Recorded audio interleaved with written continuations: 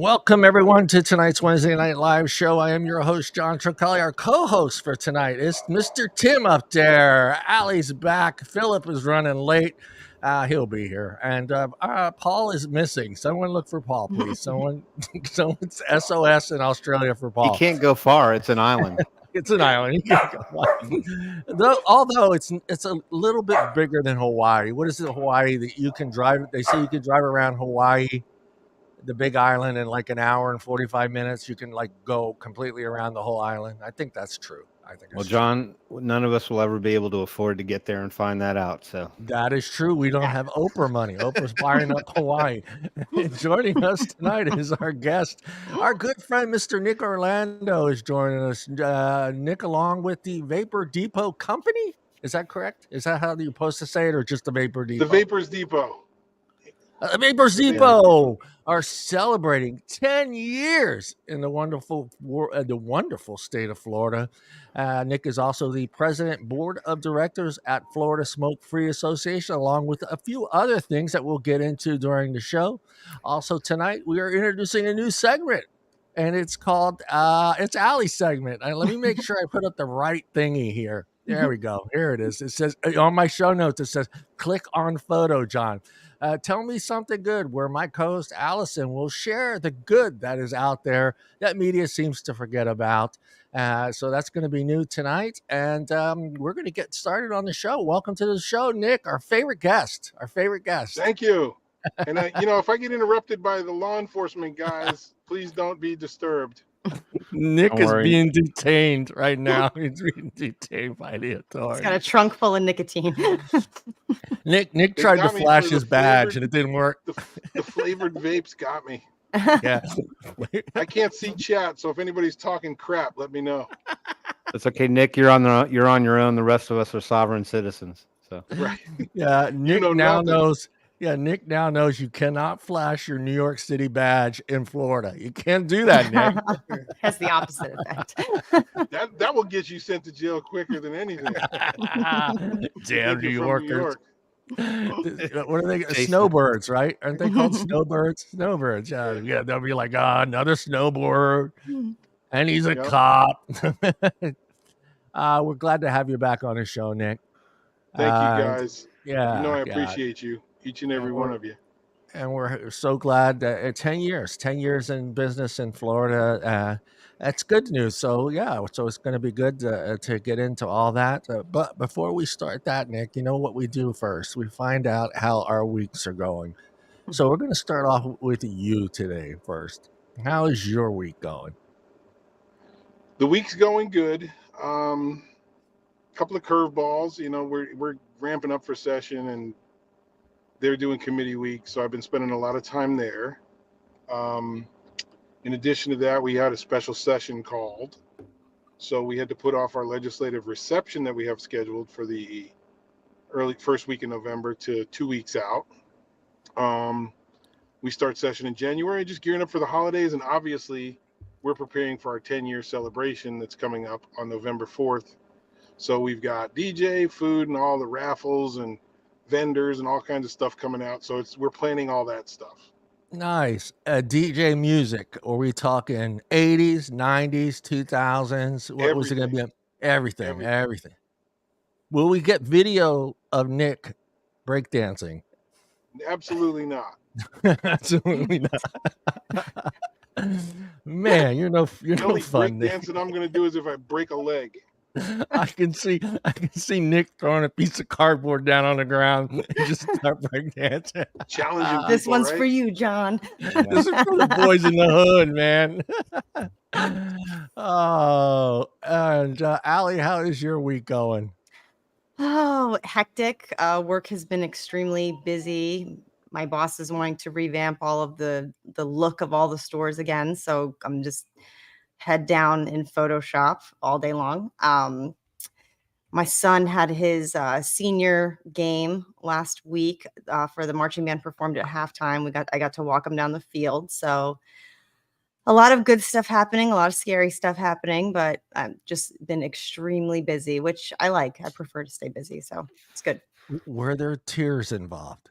Of course there was. There was. Yeah. He looked at me and goes, "Are you feeling the waves?" And I was like, "What?" And he's like, "The waves of emotion." And I was like, "Are you God. fucking kidding me right now?" You're grounded. Go to your room. I was like, "Are you?" And he was like, "Yeah, of course I am, Mom. I love you." And I was like, "Okay." Oh, that right there. That's the tearjerker right there. That's when mom breaks down. Yep. Yeah. Yeah. Yep. And we're gonna save Tim for last. So Philip, how is your week going? Thank you, John. That was a really outstanding catch. Well done. It's going really well. And I'll wait till they come up to you and say, "Mom, are you feeling all the feels?" Mm-hmm. Yeah. Yeah, I am feeling all the feels. That's good. That's good. That's why I tell people to listen to Radiohead. Feel them all. It's been a great week. It's been a busy week. Finally have a loaner. I think Nick and I are both VW fans, and let's say mine's been on the fritz for a while, so we finally have that in the shop to get a couple of nitpicky things taken care of. Still working on renovations to the new house, and it's God, I never thought I'd be at an age where we'd be talking about, okay, 2 sink vanity, 2 separate sink vanity, bathtub. Is that going to be a deep soak bath? Should we have a wet room? It's a little bit ridiculous in the best kind of way.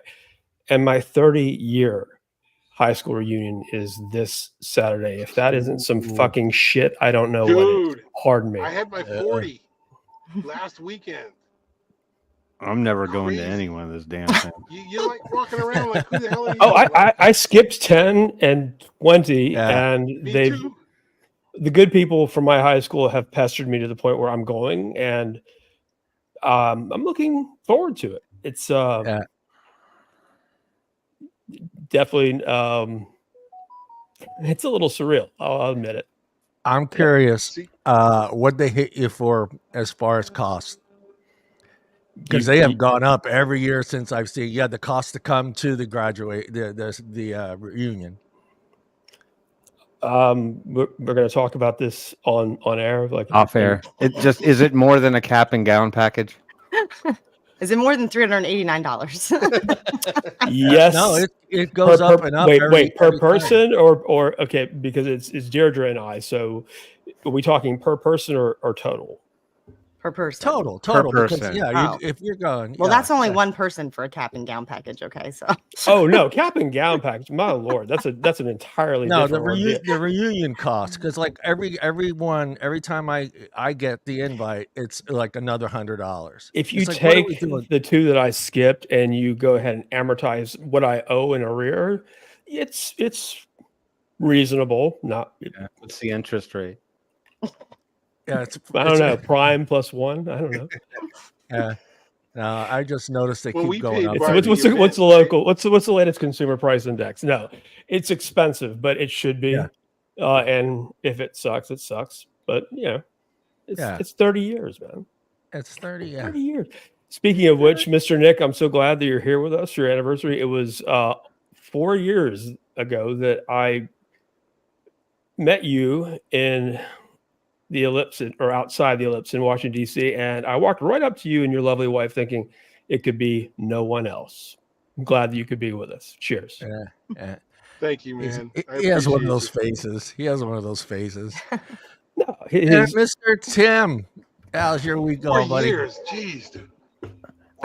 It was going good until I saw myself on camera this evening, and I looked, and I'm like, "Is my forehead getting bigger? Are you guys noticing? Is that you got to use your fingers for the count. You got to use your fingers. I'm at 4 easy. I'm at 4 easy. Yeah. That's an 8. So I'm getting a little concerned. And then going back to Jason Vape's comment about Nick owing him $1,000, based on the fact that he's about to get busted, he's probably going to end up owing you 2. So, I have somebody $1,000. just be on standby to bail them out. I'm just saying. Who do I owe money My to? week. Actually, it's been a productive week. It's been a good week. Coming off of the heels of the weekend adventures, which involved dramatic temperature change. So every year, a friend of ours, Sheila Anderson, who is a heart attack survivor, and now going into phase 2 of hopefully becoming a cancer survivor. She's okay now.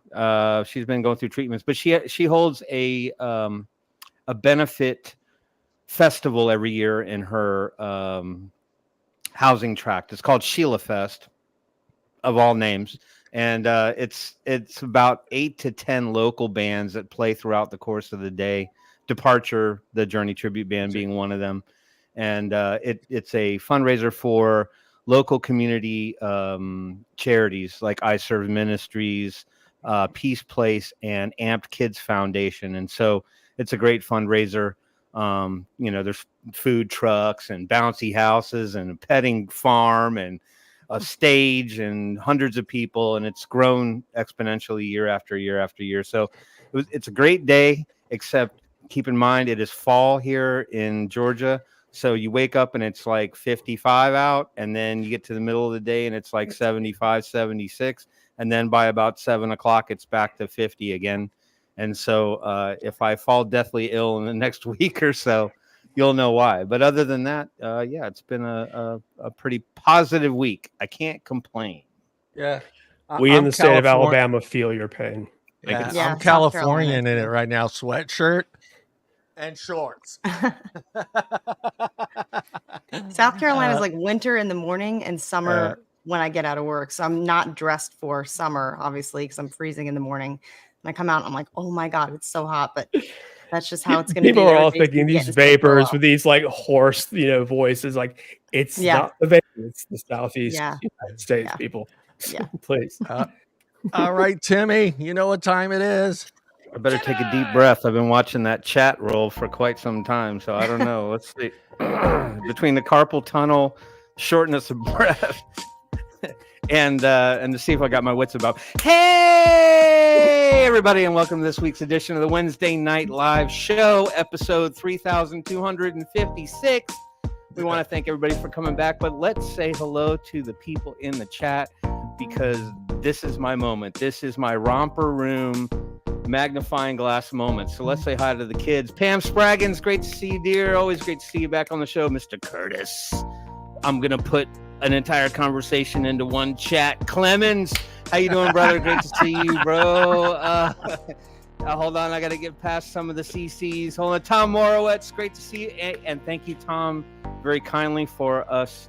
Are we on the imperial system? Is that how we operate? I can't remember. I just know that there's metric, imperial, all that good. Tom was so kind to let us know that it's 22 degrees Celsius where he is. But for us who just don't seem to grasp the concept of Celsius, he translated into Fahrenheit 72. So thank you, Tom. We understand that you're getting ready to endure your summer, and we empathize. Moving along. Addie Tooney in the house. Tune in, Addie Tooney. He always tunes in every Wednesday. Great to see you, brother. And my favorite one, my new favorite one, the land of the lost world of JJ. Welcome to the show, brother. Great to see you. Hey, yo. That's what he said. That Johnny Carson, hey, yo. Great to see you, man. How you been? James R is in the house. We got the Pirate. The Pirate is in the house. We funny story. Me and my friends, we all pronounce all of our wines in the literal sense. So it's not Merlot, it's Merlot. It's not, Chardonnay, it's Chardonnay. All right, everyone fall in line. Say your wines the proper way. My way. At any rate, moving Jason Vapes, who is now destitute and in debt. Nick, you need to pony up and give him his $1,000. He's destitute. Got to buy more vapes. Let's see who else we got. We got Allie Boughner in here. There you go, Allie Boughner. Good to see you. How are you, dear? Hey, Allie's here. Woo. Yep, Steve Todnam. Always wonderful to see you, Steve. Welcome to the show. Elena Taradine with the 2 smiley faces. Not 1, but 2 smiley faces. Twice as nice, friends. So give Helena a big hello out there. I did. I put it in all caps, as you can see. if you're scrolling along. And I think, Mallory Gates. No, I didn't forget you, Mallory. Did I? I must have zoomed right past your name up at the top there. Did I sneak past you too quick? I apologize for that, Mallory. I know you're always here. Thank you for being here once again. And I think I got everybody. I think that's it. Janine, hello, dear. And there's no whispering. Oh, and Janine Timmons. Hey, Janine Timmons made it right there at the last. You made it across the finish line. Way to go, That was a Janine. close one. That was a close one. And one more. Who'd I miss? Oh, Jeffrey Zamora. Jeffrey, how you been, man? We haven't talked in a while. Where you been? You been busy? Talking vape. I know he is. He has been busy. We need to Making get him back films, on the show. not movies. Yeah. Films. He's Well just done. did. He's got a new documentary coming out, or is it out? I'm not sure. I can't remember. Yeah, we need to have him back on the show so you can talk Yes, about it. yes, we do. I saw But the right- extended preview. It looks gorgeous, really. Yeah. And joining us tonight, Mr. Nick Orlando, celebrating 10 years in business in the wonderful state of Florida. I want you to go back to year one. And what made you make that decision, Nick, to jump in and open up a Tim, vape shop or be part of a vape shop? I can Tim, comment what on made you that. make that decision? Yeah, Can you exactly. comment? It was a lot of back office dealings, handshakes, cigars, Cigars were involved. So it helped me quit smoking. I had a 30-year combustible cigarette habit and ran into this product in 2008. Used it as a dual user for several months, probably 3 months. It worked. I was coaching soccer at the time, so the parents saw me vaping on the sidelines. They're like, "What is that? What are you doing?" So I started ordering from China and getting them in, getting little 510s in with the bridge atomizers. Started selling those. Wasn't making any money on it because they were $60. Yeah. But we were. It started working for them too. My wife didn't smoke or vape. She went on this 1.5 year long trek to prove that vaping was just as bad as smoking. Found out that it wasn't. And we decided to open a shop. First one here in Pinellas, opened it up. Crickets. So I kept my day job. And then people started coming in, peeking their head in the door. And back then it was the batteries and the CE4 tanks. Then the Kanger Pro tank is what we started carrying. And the cases started growing and products started growing. And at the time we were mixing on site, there weren't a bunch of vendors. And then we did that till 2016, 8. And then we switched to vendor-only produced products, and here we are today. We expanded, obviously, and started employing people and doing stuff right. Nice. I'm going to hit you with the 2 fun questions. Your first job, Nick, and did you quit or did you get fired? First job, I got fired. I worked at Ponderosa Steakhouse and called out sick, went to Daytona 500, and my manager also went to the Daytona 500.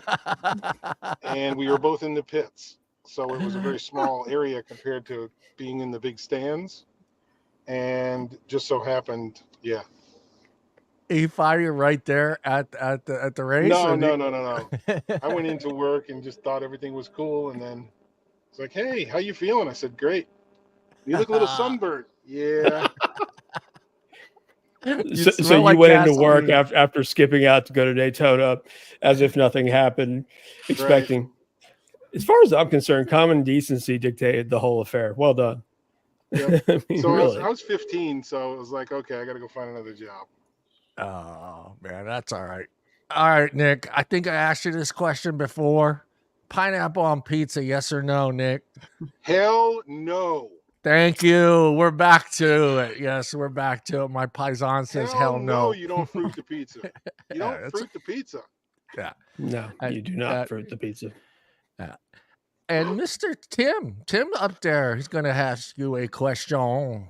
I am going to ask Nick a question. So, Nick, you mentioned something earlier in the beginning of the show. So, with regard to getting ready to go speak to people in session, you mentioned that there's been sort of some whispers of the fentanyl thing coming out from China. Can you comment on that? This is, Sure. I mean, I know that there have I been can- whispers of other kinds.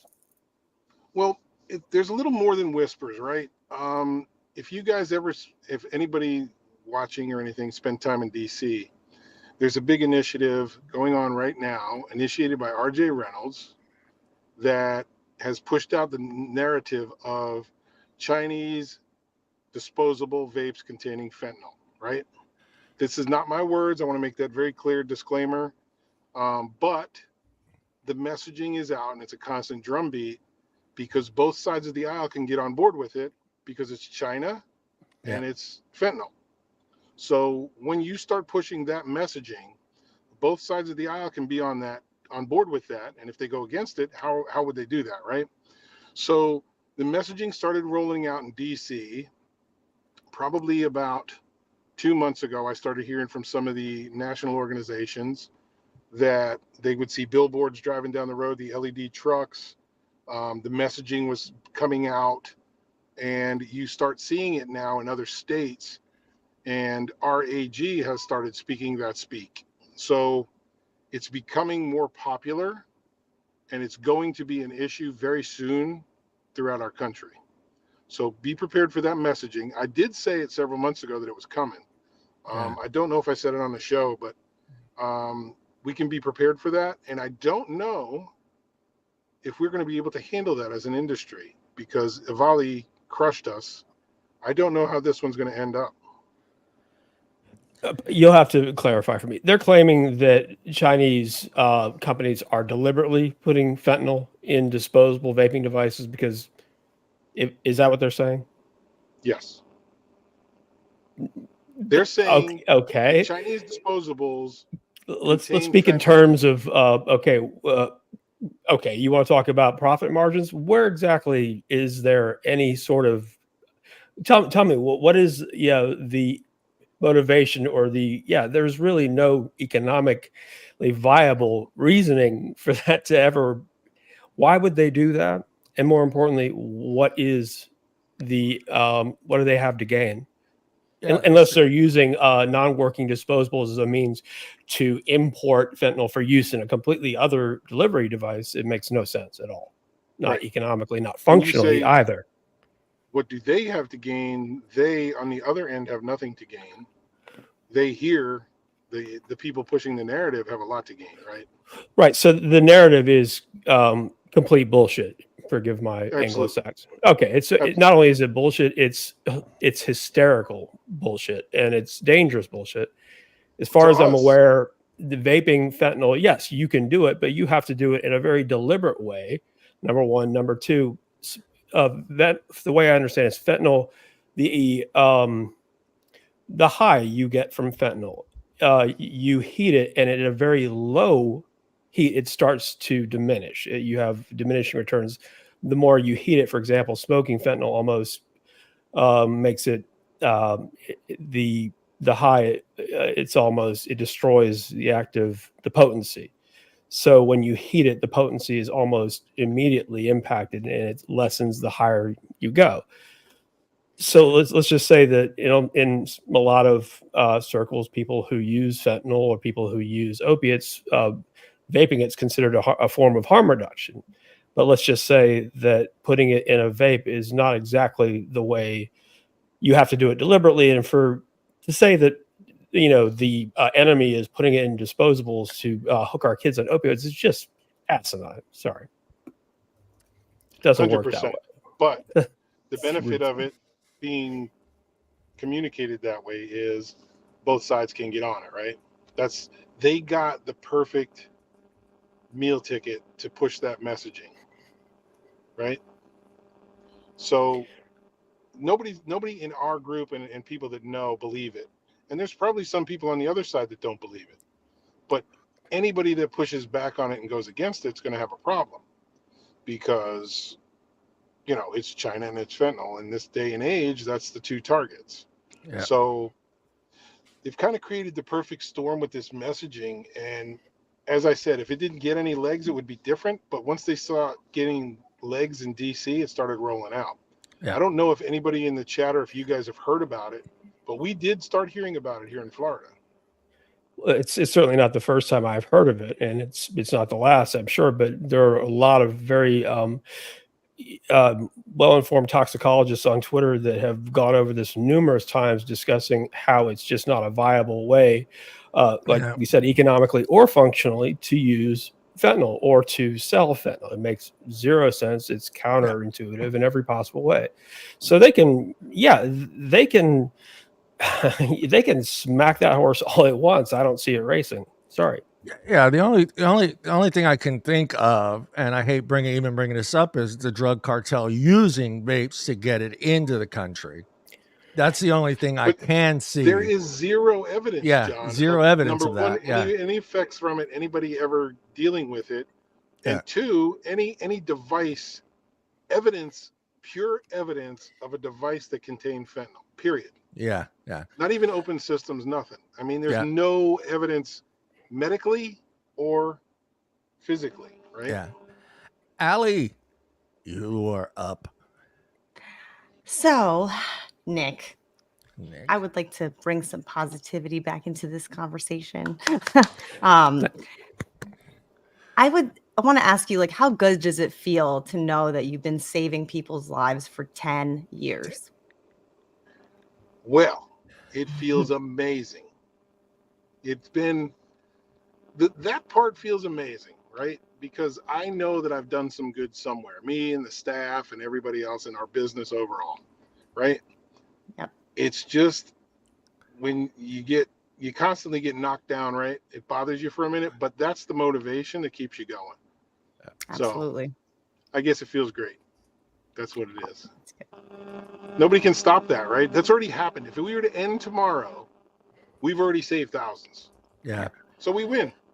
Yeah, that's right. I got to ask you, did you do the old Italian thing where you saved that first dollar and you put it in a frame and put it up on the wall?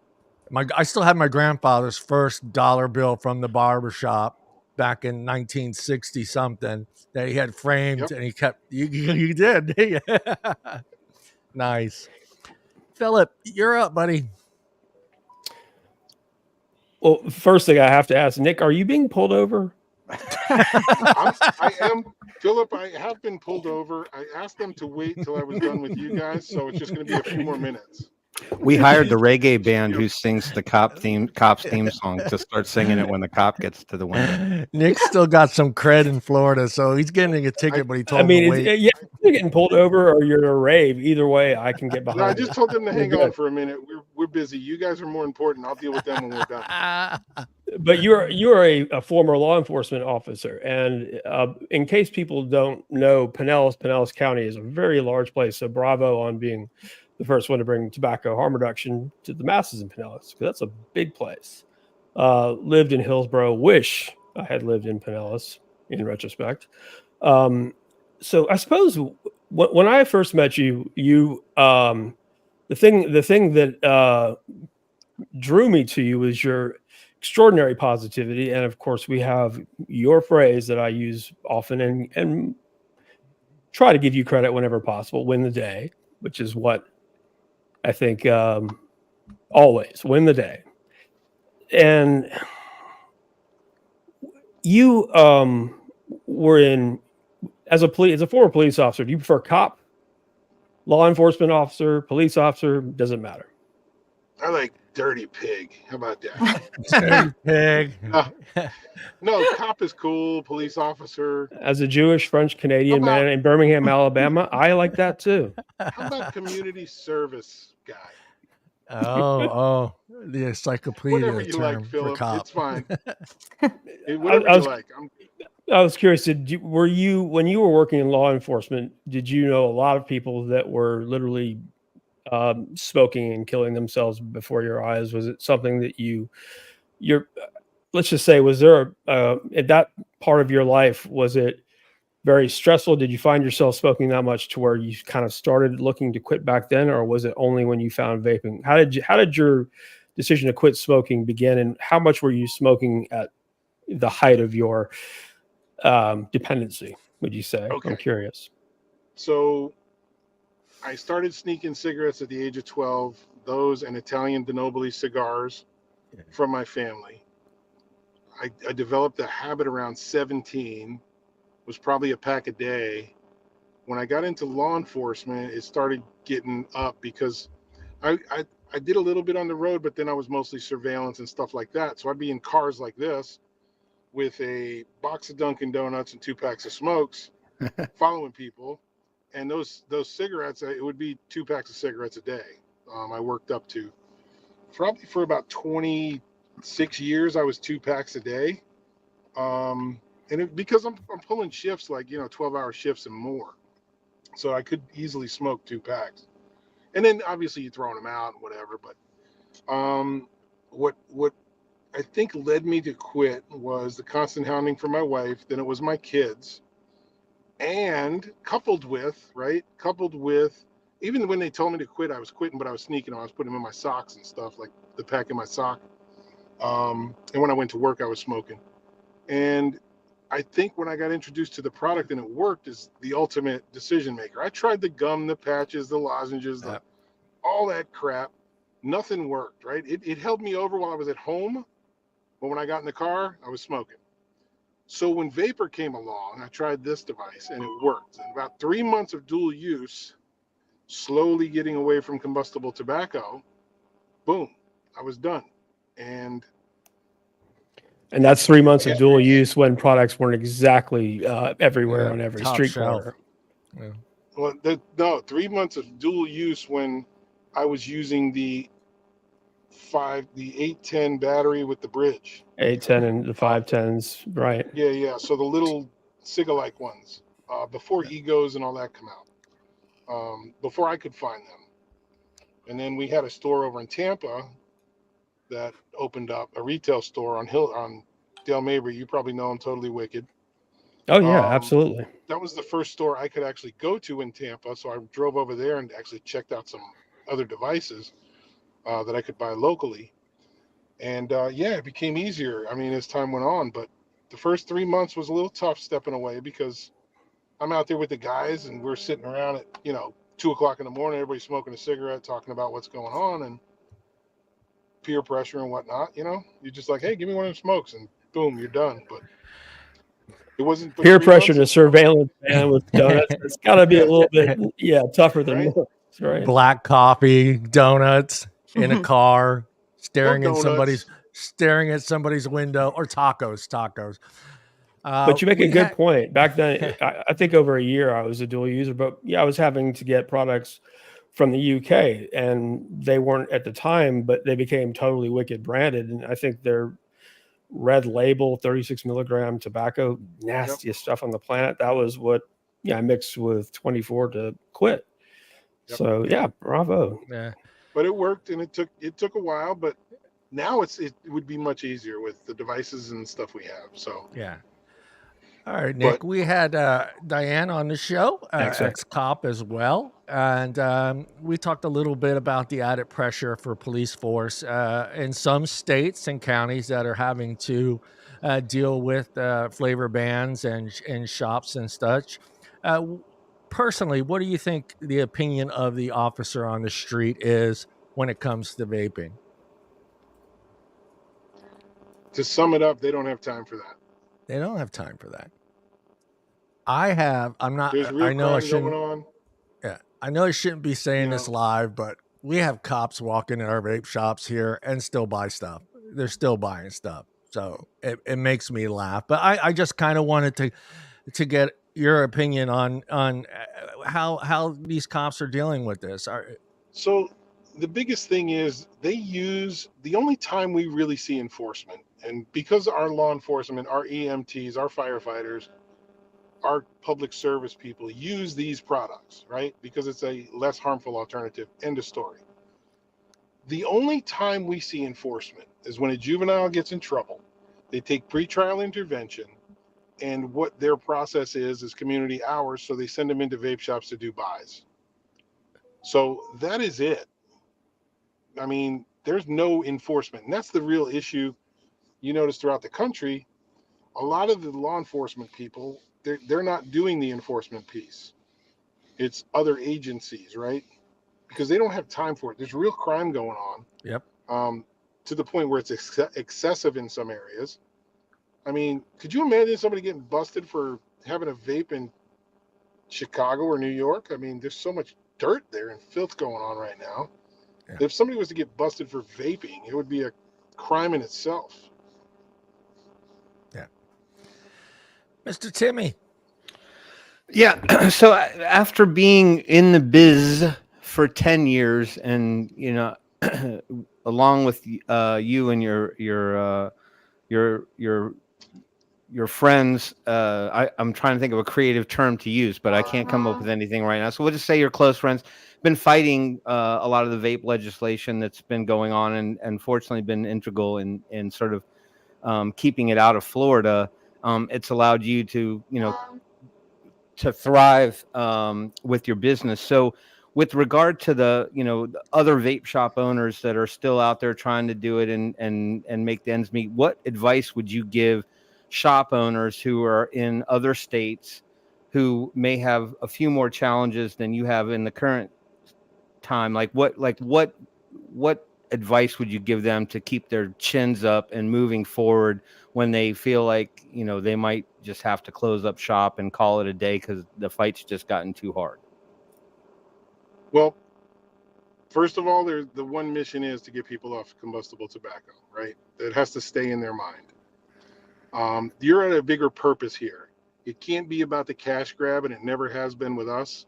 I like the money and being able to pay my employees, but I'm not driving around, you know, in some Lambo or something. It's reinvested in people. And our goal at the end of the day is to get people off of cigarettes. And if we continue to do that, that is our motivation. That should be our mission. If you're in this for anything other than that, yes, the fight becomes old and beat up and all that. I've been in Florida smoke-free since 2014. I'm ready to stop, but nobody else wants to do it. I'm saying stop as far as being like the president. I want to play the role of, yes, I'll go and speak on behalf of our businesses, but your focus has to be right, or you shouldn't be in business, right? In this business, become a member of your state organization, get active, get loud, and then those battles become a little easier and simpler, right? But you got to build that credibility as the tobacco harm reduction professional. You can't just come into this business, throw some e-cigarettes in the case, throw some juice on the wall and start making money and not do anything or pay attention to what the hell's going on. It's got to be a passion. If that passion's not there, go find something else to do. Yeah. I don't know if that's kind of a positive and a negative, so I'm sorry about that, but I'm just being real. No, that's a positive. Thank you for bringing it up. No, it is a positive because I think, you know, when people feel like they're up against a monolith, you know, and there's no light at the end of the tunnel, it's easier just to throw in the towel and try to find something else to do. But I do think that there's a vast majority of shop owners out there who share the same mission as you. Yes, there are the ones that, you know, wanted to get in for the quick buck and, you know, kick those cans down the road. I mean, whatever. We don't need those people because they're not really loyal to the vape, the quest, shall we call it that. And I've seen, Tim, so many stores open up around us, right? And my team gets nervous. They're like, oh, there's a store over there across the street or whatever. And I'm like, look, stick to what we do. Do us. We don't need to change. Do us. And those guys will either make it or they won't. If they make it, that's just another footprint we have in our tobacco harm reduction business. Right. We can send people there. They send people to us. It's all about, there's a damn gas station selling cigarettes on every corner. This isn't competition. Where we end up doing better is when a client comes into us and quits smoking. The journey starts. I had one today, 70 years old. I told her the journey starts. She's bought e-cigarettes and complaining about them and they don't work. So we started off on a device that works, right? Because I was a smoker. I know kind of what works and what doesn't. Nick level, resisted draw, those kind of things. And I said, look, this is a journey. So we're starting today. If at any point this doesn't work, we need to hear from you. You come in. If it's working, say hi, great, get anything you need. If it's not working, I want to see you faster because we need to fix it because I want you to quit smoking. I am now invested in that person. And that is different with us. A lot of shops will just sell somebody something, whatever the hell's behind the counter. Like, just have a clerk. We're almost, and I tell all my team, you're the expert behind the counter. People look at you as the expert. Yeah. You should present yourself as the expert. You have to know this stuff. You can't, I don't just hire people, put them behind the counter to represent my company that's just going to sell because this product's a higher dollar amount. They're going to get a bigger bonus, whatever. You better know your stuff, because if I hear that you didn't do that, we have a problem. Yeah. My team's very small, but I respect them. They make us present well to our clients, and that's why we are where we are. You can't just I got throw a somebody follow-up behind question the counter real and say, quick. Absolutely. Yeah, real quick follow-up question, because and you don't name any names, but you brought up passion and the shops. Do you think there's a difference on the way the e-liquid manufacturer and the shop, the passion there for saving lives? You think it's different, or do you think there are some companies out there that are just there for the bottom line, the dollar? Oh, John, no doubt they're there for the dollar. You saw it very plain when we started doing the PMTA stuff and having to do certain things. You saw the pivot. Both, shop owners, manufacturers, distributors. You saw that pivot, right? The hard pivot, like, I'm done. Yeah. So I think that kind of answered the question for me. And there's still some lingerers out there, right? They're dabbling in both, got a foot on each one. But you see them start drifting.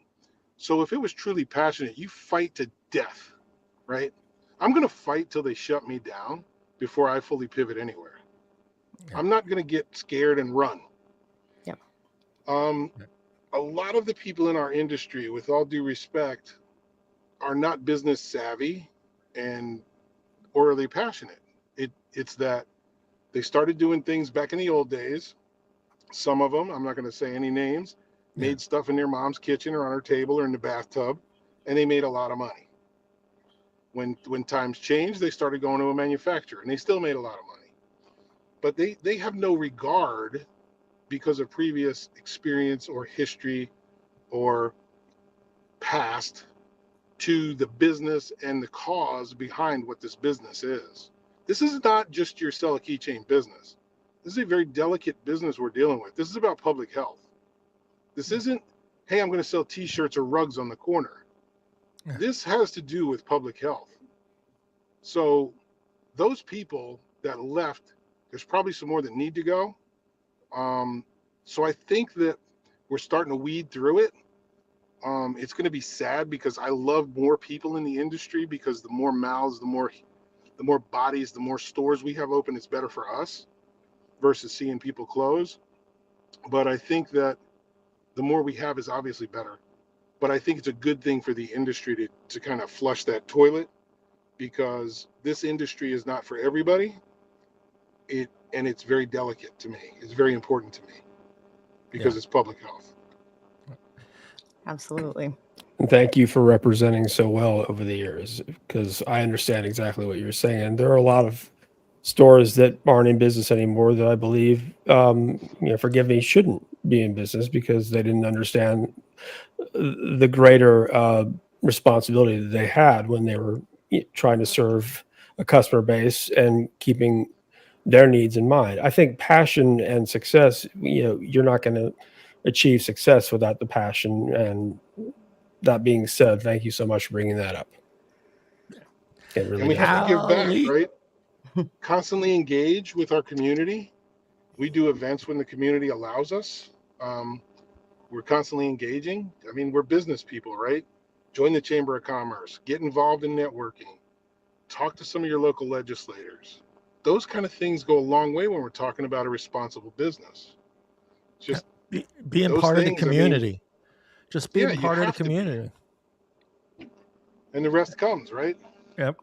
Allison, you are up. So I love hearing you say all that, because that's how we do things. We have, 16 locations now, and that's because of customer demand, not because we wanted to grow it that big. I think my boss was kind of overwhelmed at the rapid growth we had, but customers were like demanding that we open more locations. I need you here. I need you there. I got to travel all the way here. So we just kept opening locations. And my boss is the same attitude, they'll take me out of here in handcuffs, and I'll be like, I'll be right next to you. So, I mean, and that's why I work there still, because I have so much passion. I don't think I could work for somebody that didn't have that same view. But, you talk about the pivot of, shops closing, and we absolutely saw that. I don't know if you're seeing this in Florida now, but the pivot back, but it's these little shops that say tobacco/vape. Yeah. They've got lights all over the windows. They sell everything. And I think they all are just popping. I mean, there's one on every freaking corner. And the thing that pisses me off the most is there's one right around the corner from my son's school. And I know for a fact that they sell to kids. And so are you seeing that kind of pivot in that direction in Florida now, where you have these shops popping up that are making it harder for all of us? Yeah, they've been going on for a while, and I can tell you there's a specific demographic that is using our industry, and I don't know if this is global or international or what, but the certain demographic is opening stores, the ones that you're describing, and it's used as almost a front, right? So what's really strange that we see is the stores open up, those owners have different families. This family might buy the liquid, this family might buy the disposables, this family would buy the devices, this family will buy the coils. They get master distro pricing because they buy pallets. They get it to a specific warehouse. They split it up amongst the families. They stock stores, open the business, move family over from other countries, and put them in business. Now they got a green card in our country. Shortly after, they'll open another store, bring another family member over. They got a green card in our country. So when we're talking about those types of things, it goes much deeper than just the cash grab. It's a pretty scary landscape because what it's being used for. Does that make sense? Yeah. Yeah. And for But me, yes, it's they're just doing even exactly like what you're saying because they're low even the ball name everything. tobacco vape. I'm like, no legitimate vape shop is going to put the name tobacco on the front of their business if they're selling vape products and they're there for harm reduction. No one's using that. I mean, that's like a bad word to us, the fact that we're classified as that to begin with. So it just makes me crazy because I've gone in there, I've shopped there. I know that their products are not legitimate. They're duplicates. They're getting them super cheap, so they're able to undercut us like crazy. But the fact that they're just not IDing, like the fact that like my friends who have kids in my son's band are taking pictures of stuff and sending it to me. Even last night this happened, and I'm like, let me guess, right around the corner from the school, right? And it's like, yeah. If I may, one of the things that I've seen that's encouraging, regardless of where these stores start, what their motivations are, it's definitely not, their motivations aren't to help people quit smoking. Their motivations are to open let's just say a diverse selection of, open a store, offer a diverse selection of products. I say that tongue in cheek.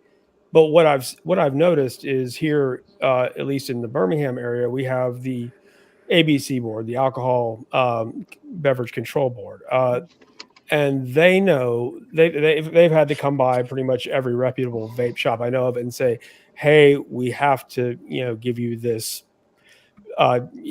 document, be it 1 page or 2 pages, that essentially verbatim says what Reynolds and Altria are saying. You can't sell it, but they do not, thankfully, enforce. They're just doing it to go through the motions. They're like, don't worry. And at the end of the day, it seems that they know who the bad actors are, because the only stores that I've seen truly get rated are the ones that should not have been open to begin with. The ones that are indeed selling to people who are underage, who aren't carding appropriately, who sell everything under the sun. And the vape shops around me that I frequent, and I am constantly doing my absolute best to endorse for people who want to quit smoking, I cherish them all. The ones that diminish how the great work they're doing there are typically going out of business because they're being let's just say the enforcement here in town, they know the bad actors and they are putting them out of business where necessary. And the rest of the vape shops that have been doing, a good job, they leave them alone. And that is encouraging to me.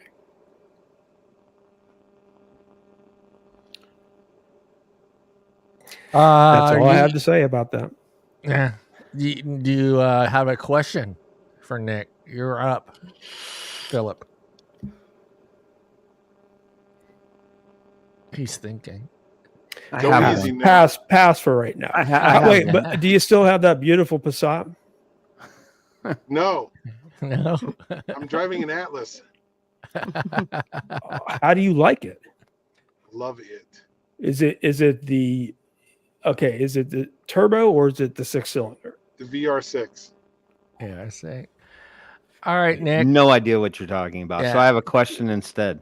So Hold on, I'm up there, buddy. Oh, okay. Sorry. All right, take a deep Don't breath. want to speak at a turn. If you could put any franchise restaurant in your house, what would it be, Nick? Remember, you got to get breakfast, lunch, and dinner there. It's in your house. PF Chang's. PF Chang's. Can you get breakfast at PF Chang's? Yeah, it can be breakfast if you eat it at breakfast time. Depends on what you qualify as breakfast. Oh man. If you could, all right, last one here, and I'm curious on this one, being we're about the same age. The first poster on your wall as a teenager was Farrah Fawcett. Farrah Fawcett. Everyone our age, Farrah Fawcett in that red bikini, bathing suit, not bikini, John. No. It was Chachi. It was Chachi. I love Chachi.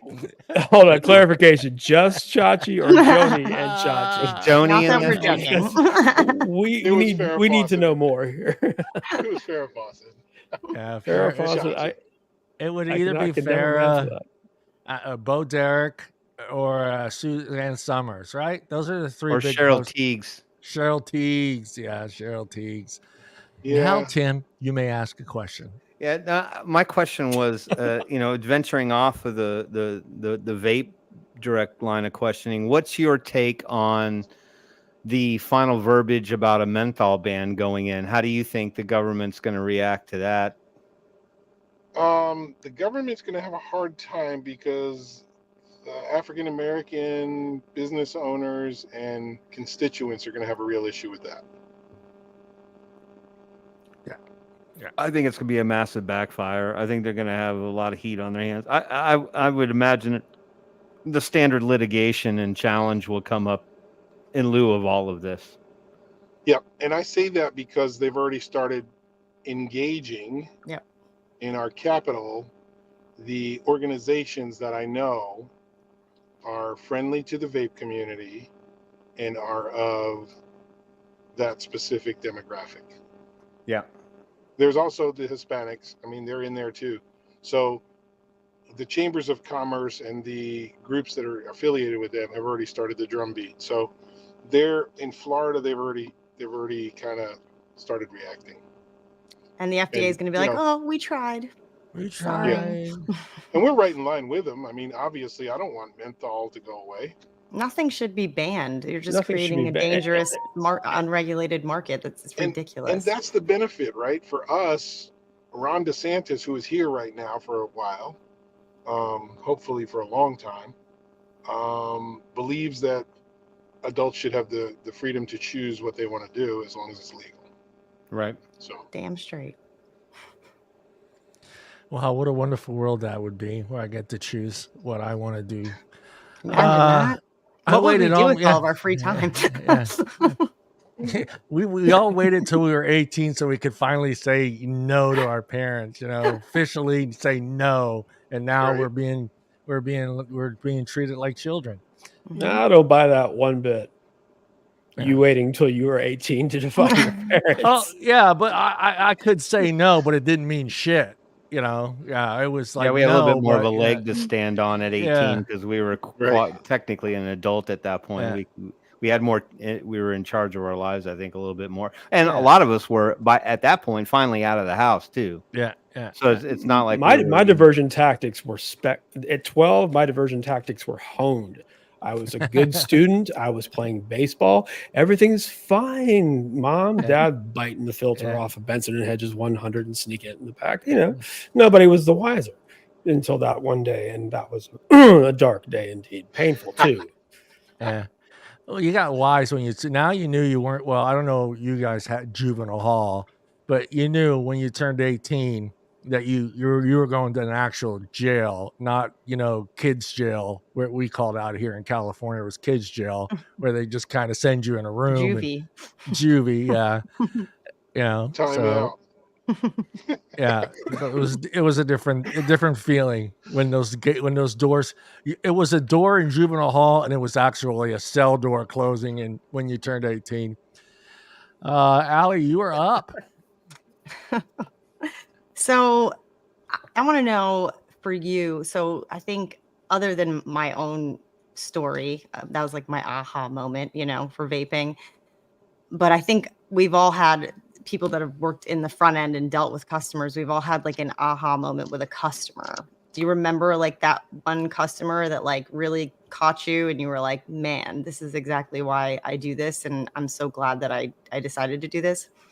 Yep. And as you were talking, one really stuck in my head. I actually share his video a little once in a while. It was older guy, 70 years old, wanted me to put him on video, said, I tried everything and I came here and this worked, and I sent out the video. But yeah, I remember him well. He just stuck in my head, and it was early on, so that's part of the reason why I ended up quitting my day job and doing this. Yeah. How far back would I have to go in your videos to find that, Nick? Facebook? Yeah, you can go to Facebook. You'll see an older guy. What's he look like? Gray hair, skinny guy with wrinkles. Gray hair. Gray hair, skinny guy with wrinkles. All right. Is he wearing a baseball cap during this one? Nope. No, this is not him. I'll find it. We'll go on. Way we'll back. go. You gotta go way back. We gotta go way back. All right, we gotta go way back. Go ahead, Phillip. Phillip's still not ready. I'm sorry. Did you say Phil? Did someone say my name? I said Phillip. Did you say Phillip? Phillip who? What? No, it wasn't me. So let's think, Nick. What's the most positive, the most encouraging thing you've seen? Let's forget about. And I also think that one of the things that we have going for us is the fact that both of the entities pushing the fentanyl narrative, they are indeed, big tobacco companies. So let's just say it's a bit of a, dent to their credibility right there. So moving forward, what is one of the more, is there something unexpectedly optimistic that you've noticed about our current state of tobacco harm reduction? Yes, I know that might be a tough one, but I've seen a couple of things. Like, for example, the Yale School of Public Health, tweeted a very interesting study on how the menthol ban is most likely, and the banning of menthol products and the government's plan to ban menthol cigarettes are both going to push people to buying combustible cigarettes. There are a lot of studies that show that a menthol ban in general will push the communities that the government purports to care about to smoke even more. So all that being said, is there something that you think in this day and age portends to better days ahead or things to look forward to? I think so. Okay, and I'm glad you restated the question because I got lost in the Yale thing, but because I'm old. I talk too much. I think easy. The thing, and I hope I answered your question here, I see federal groups still working, having meetings with FDA, and those meetings are positive. Some of the groups that I'm actually affiliated with and a member of, there's constant positivity coming out of those meetings. Not specifics, but they're saying they're very positive. They're listening more. They're wanting to be more involved in it, right? They're wanting to hear what we're saying. And I don't think they're rushing to anything on the federal level. So they're taking their time. They've kind of slow rolled things. Although the enforcement piece is not crazy yet. I think that you're seeing a little bit in some states, but it's states being pushed. I don't think on a federal level anybody's going crazy. Number one, because they don't have the people, but number two, because I think they're really trying to figure this out.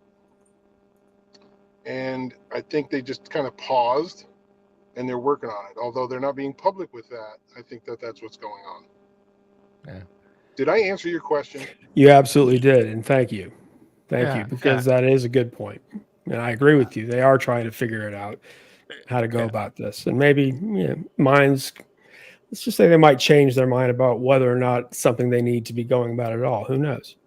Thank you. There's a couple of things. They're slow rolling now. Now, obviously, we've got the other side that's not slow rolling. They're going crazy, keeping the drum beat up. But there's a good bit that are slow rolling now. So that's a good thing. The ones that matter. All right, Nick. Hold on to your pants there. We're going to try this new bumper. And Al, hold on to your pants there. What pants? Skip out there. No, Nick is not being arrested. He's just I don't know. He's at a Halloween thingy with the fire trucks and Halloween stuff like thingy. that. Not to take away from his bad boy image. We don't want to do There that. he You've always had a golden tan, my friend, but let's just say, holy cow. All right. Yeah, he lives in Taking away my Florida. street cred. Don't take away my street cred, man. They brought the people who pulled, they have a Komatsu to take. Yeah, Atlas is a big vehicle, so I guess a Komatsu might be necessary to impound that sucker. Right? Nick needs bail money. Nick needs bail money, everybody. So we're gonna start a PayPal account for Nick. It's for the trick-or-treaters, guys. Where's the fire? Where the fire? I think the kitty cat. Alligator. Yeah. You just. The PayPal link will be up here in a few minutes to help bail What's out happening? You just went from one vehicle to another vehicle. I feel like this is Don't like ask any questions, Phillip. oh man, this is like. All right, guys. Also tonight we are introducing a new segment to the show called "Tell Me Something Good," where our co-host Allison will share the good that is out there, and I got bumper music for this. Here we go, Allie.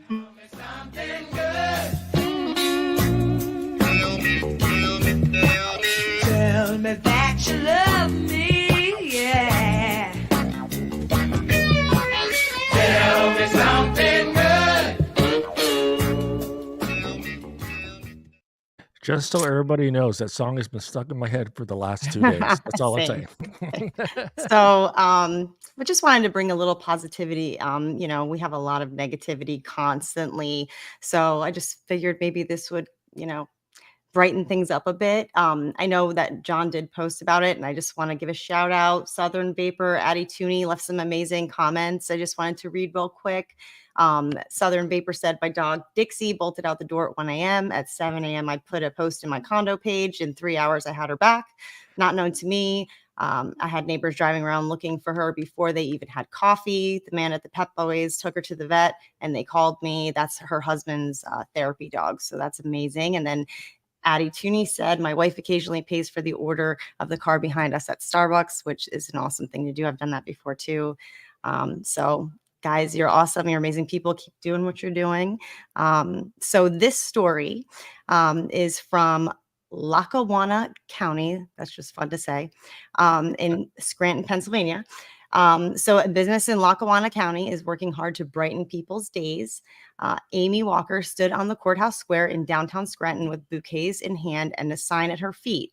Walker is one of the owners of Your Beautiful Flowers in Scranton, aiming to peddle it forward, a national initiative by the Society of American Florists, encouraging florists to pass out bouquets for free.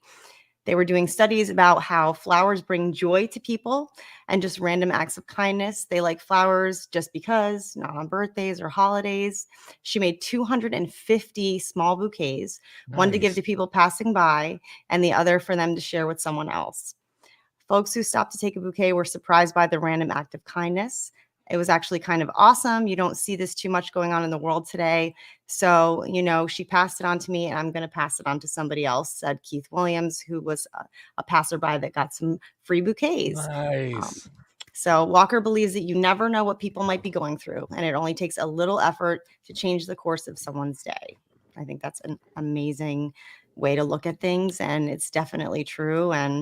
And someone else had said, it makes my heart feel like it's healed a bit. It's very comforting and therapeutic for me. So everybody was really thankful, and I just think it's a great thing. And I wish somebody around here would do that, because I love some free flowers. Yeah. Yeah. Bravo. I like this new segment. Yeah.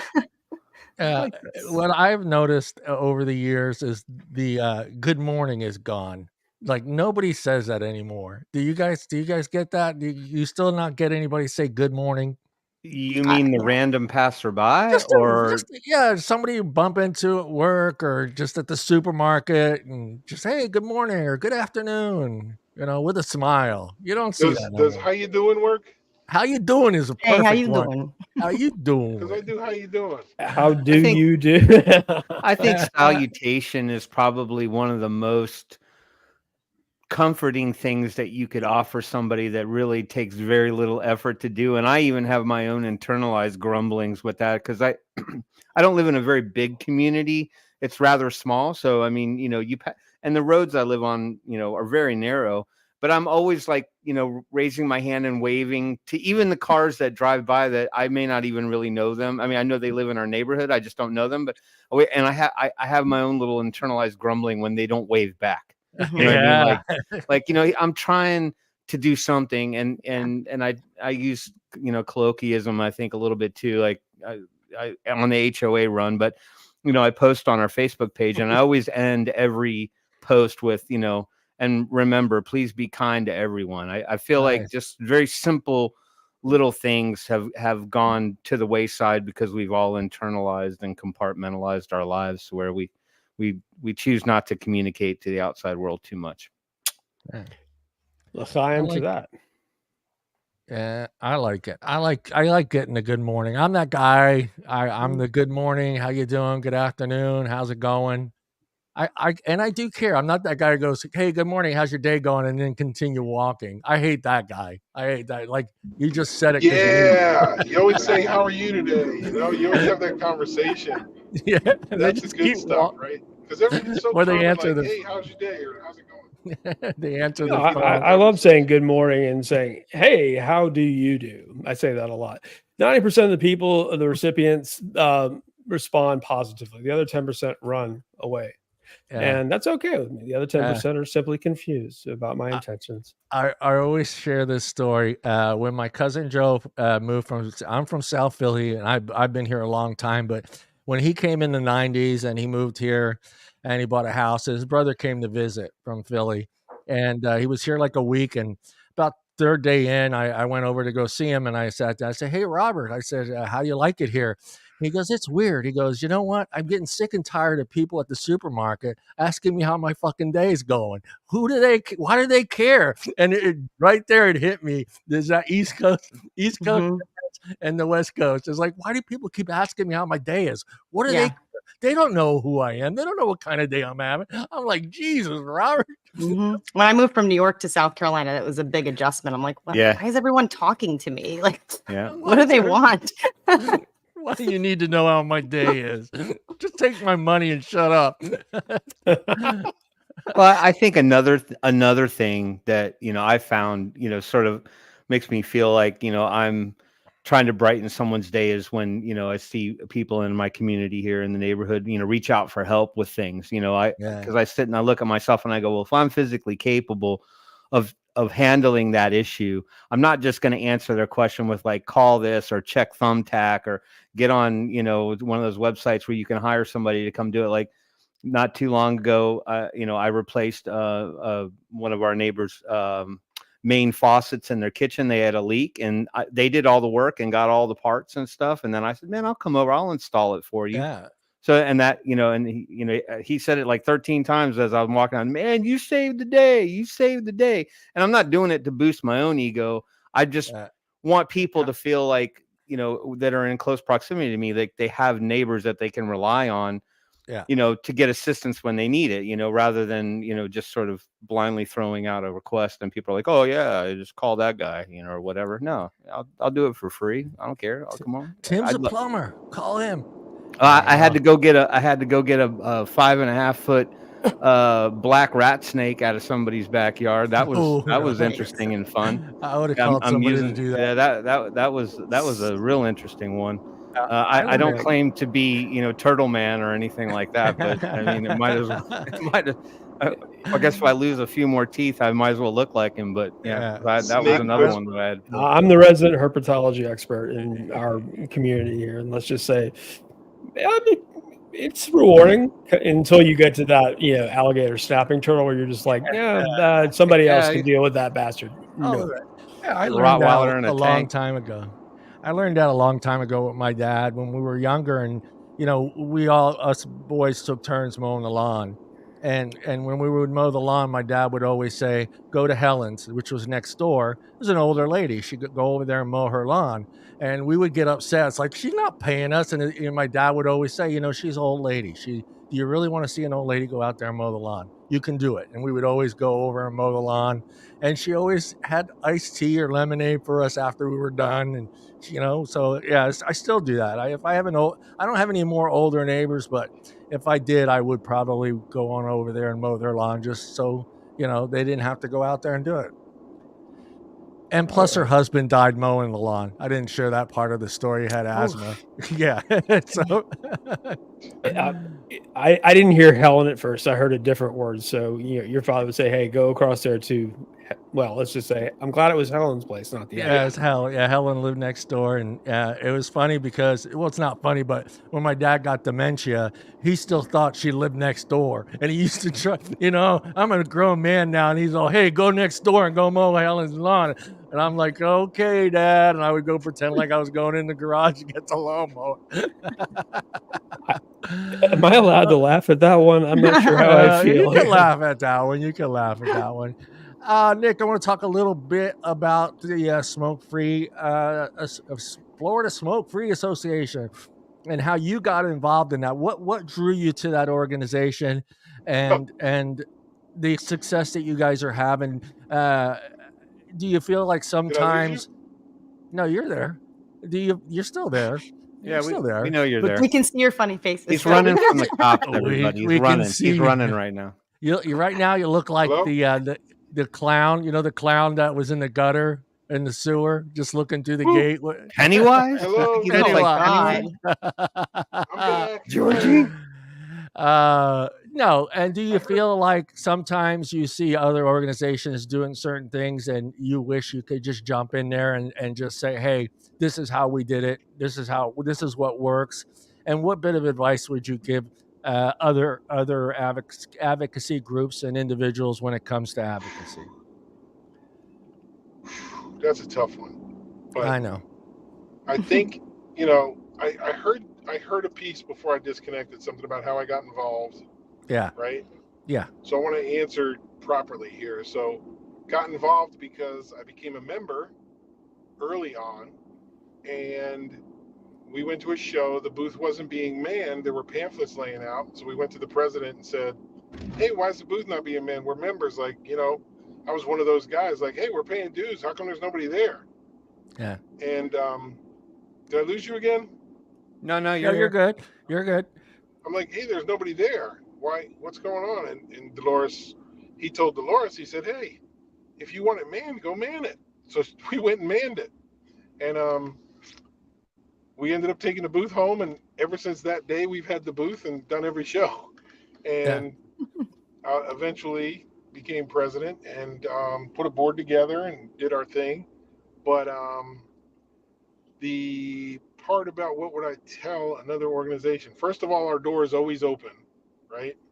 Yeah. If I can help anybody, I want to be that guy to help anybody do this. I can give advice. I can't guarantee that it will work. The biggest advice is don't wait. If you didn't start already, start right now. Being an active organization, put proper people in place, get active, get loud, and stay consistent. get dialed into the national orgs, get dialed into the network of organizations in the states, understand what's going on, jump on this show, listen to you guys, get that valuable information, write it down, save it, use it, go to, say, THR 101, get some information there on that website from Lindsay and those guys. Those types of things you always have to have in your toolbox for when you need them. But the biggest piece is get together, make the commitment, get organized, and start being active.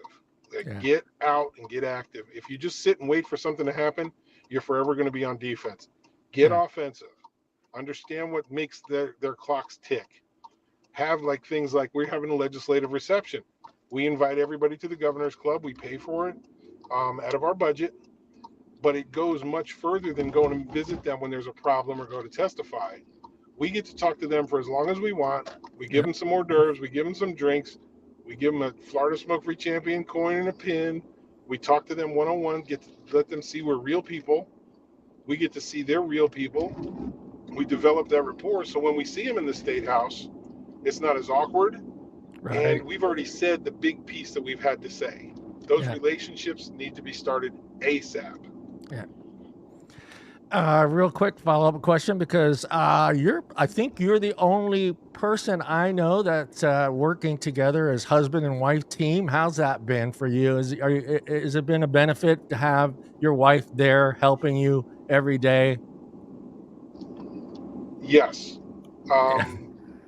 Here's the thing. If I didn't have my wife with me, Dolores, I would have told everybody in the state capitol to kiss my ass a long time ago, and I would probably be in jail. She calms me down before I have to speak to these people. If you ever notice when I'm giving testimony, my neck is beet red because I am so pissed that we got to that point. It's hard for me to contain myself. I left a public job because of that, right? I couldn't stand the politics shit. It's dirty, it's filthy. I hate it. So without her there, this wouldn't happen, right? And that's just being real. She's much better, well-spoken than me. She keeps me in line. It's, she knows how to calm me down before I go into one of these committee hearings and don't say that, say this. There was one committee hearing, I said, you guys. She's like, what the hell did you say you guys for? Like, that's not proper decorum. I'm like, you guys don't understand this. I started getting a little pissed, and it came out. But those kind of things I wouldn't be able to do those things without her there, because it would have been a friggin' train wreck. I'd have been thrown out long ago. Yeah. You pronounced your wife's name Dolores, right? Is it, or I've only met her once, and she left quite an impression, and a strong and beautiful woman, and you're a lucky man. Yeah. You hear that, honey? They're talking about you. Yay! Hey! I was just going to say we need to have her on the show one of these days. We need to have you two together on the show, doing the show. Just one have of these. her. She Just better her. than me. We would want to see her using her strength to calm you down. No, you won't see that until January. You should come to Tallahassee with us. No, it's subtle. It's nice. It's. I'm very receptive to it. It just takes a little bit. Even when I'm on like Facebook, I want to blow people up because they're being asshats. She's like, Nick, take that down. Nick, don't write that. Nick, you're the president. Don't do that. Yeah.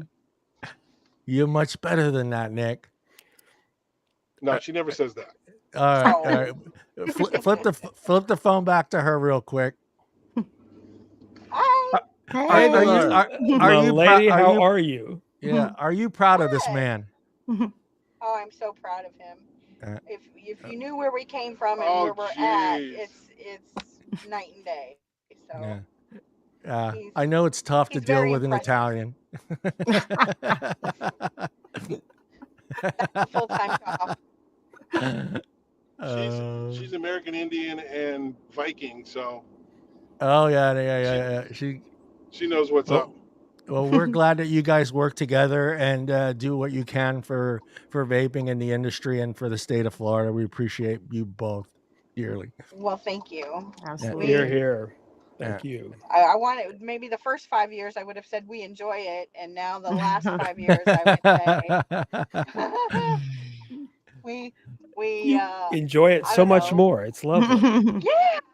We freaking love it. Bring it. It's a part of us now. Well, that's what I think that's so great with you two working together and being together all the time. You can kind of help each other through those difficult times and work through them together. And I think that's something you don't get in advocacy too much anymore. Well, no, you know what I mean? Everybody goes their separate ways. One person goes home. You guys can deal with it together at home and calm each other down and work with new ideas and stuff. So That's I think, good and bad, right? But we don't have a life because when we're done with work, easy now. Choose your words wisely. Choose your words wisely right now. I'm serious. We come home and it's Florida smoke free, right? It's volunteer, so it's like, hey, send this letter, put this together. Let's got to do that. We got to do this, and we got to schedule that. And it's like, damn, I want a day off. Yeah. I want John to come over and mow my damn lawn. I would. Right? If I lived on that, I would go mow your lawn, then Phil Pissardo's lawn, and then who else is over there? I can see Mike, Phil needing his lawn manicure. Mike's there too now, right? I think Mike's in Florida. I just mow all three of your guys' lawn. Yeah, come on. Let's go. Just make sure it's good and bad though, John. It's like, it's gearing up, right? So we're trying to enjoy the holiday, right? Yeah. Because we have kids and grandkids.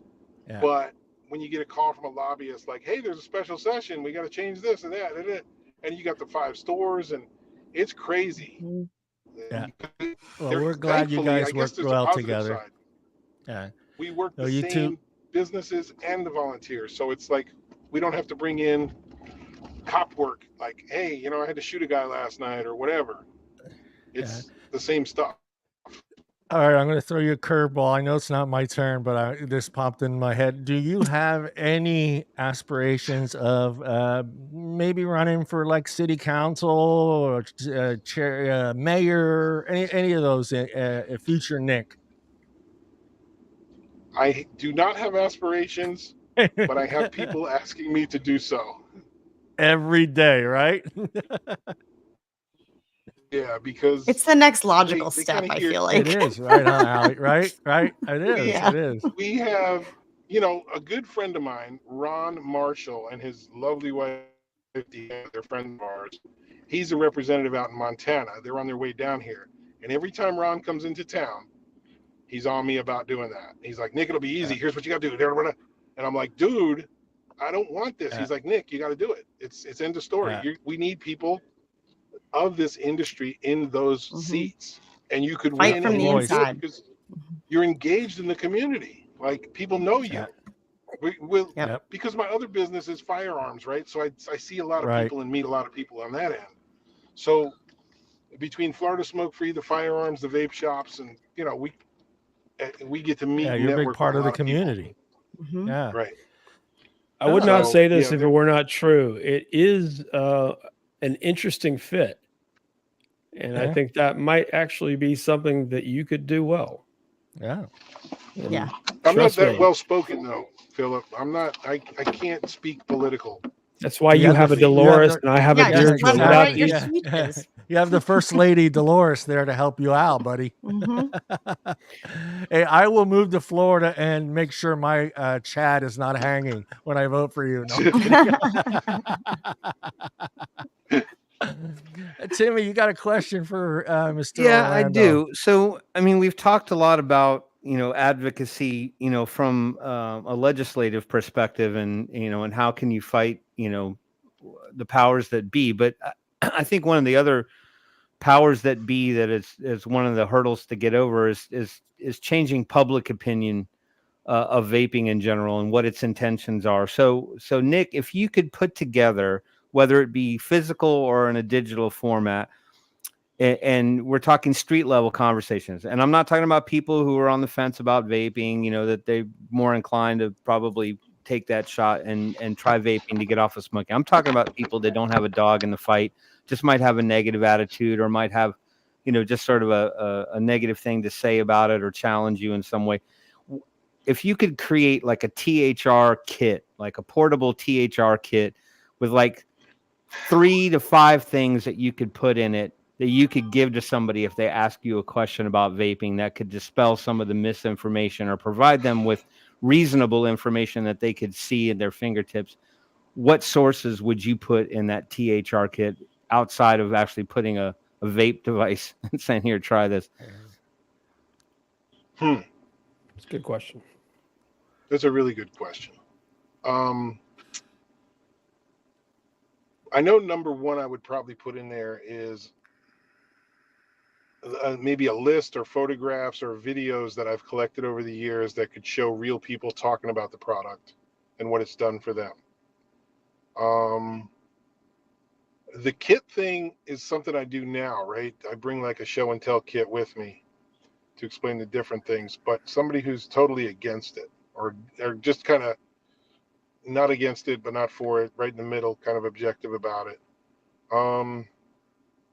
Obviously my personal testimony, I think, is something that's important, where I came from, as far as my career, what led me to vaping, some of the things we discussed tonight, I think is important for people to understand that I'm not some guy who just picked this up and cloud chucking, but I'm more into it for the betterment of people who are dying from tobacco related illness, whether it's smoking combustible cigarettes or secondhand smoke or anything like that.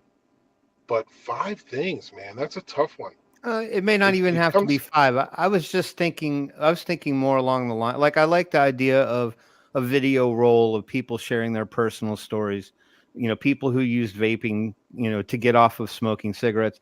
And I was thinking, you know, an informational kind of thing, you know, that kind of explains the components of vaping, what's really in it, and then dispelling some of the myths. So the RCP report is something I do carry with me. The book that I share with legislators, the THR 101 Bible, that big old one that they can go home and read. The 10 Commandments. A Billion Lives.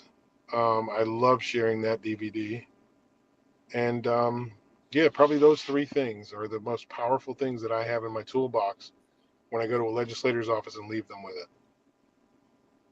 Yeah, because it kind of made me drum up a bit of an idea, like, right, because a lot of us don't have the facility to carry around, you know, packets of information. So, you know, if it could be in some kind of a digital format with some kind of a resource that could be pulled on, you know, create like a business card type format with like a QR code on it. And that, you know, if someone started questions, say, hey, I've got some really good information and some stories I'd like to share with you, hand them the business card with the QR code on it. They could scan it with their phone. It takes them to that resource. They can watch the video with all the personal stories like Lindsay puts on her page, all the people sharing their personal things. And then, you know, maybe some resource documents, like you said, RCP, maybe even a link to Amazon to buy Colin Mendelsohn, Colin Mendelson's book or something like that. It's now free online, actually. Excuse me. So again, there you go. It's another good one. And say, you know, I encourage you to do a little research on your own and not just, rather than have to get embroiled in this big back and forth conversation. I'm sure there might be some questions to answer, but at least you could leave them with something small, something accessible on their own time, and encourage them to go do their own research and hear some of the truth amongst the forest of lies and misinformation that's pushed out there, because it's so easy for you to believe somebody that has you know, a federal agency moniker on the back of their name, or some place that they happen to work that makes it seem like they're the foremost expert on this or on that, when in fact there's lots of other experts who will refute that evidence and say this is the reality of the situation. I mean, I think that would be one thing that, you know, if I could do something, is create some kind of a resource like that, like a single web page kind of they could land on, and then some links they could click on. You know what? I love that idea. Give me a week. I'll have it. A week. That's a great idea. It's a great idea. Even the barcode. How about the week after our 10-year? Yeah, get that one out of the way, Nick. Yeah. You could just do like a QR to we will see you in cuffs in the clink.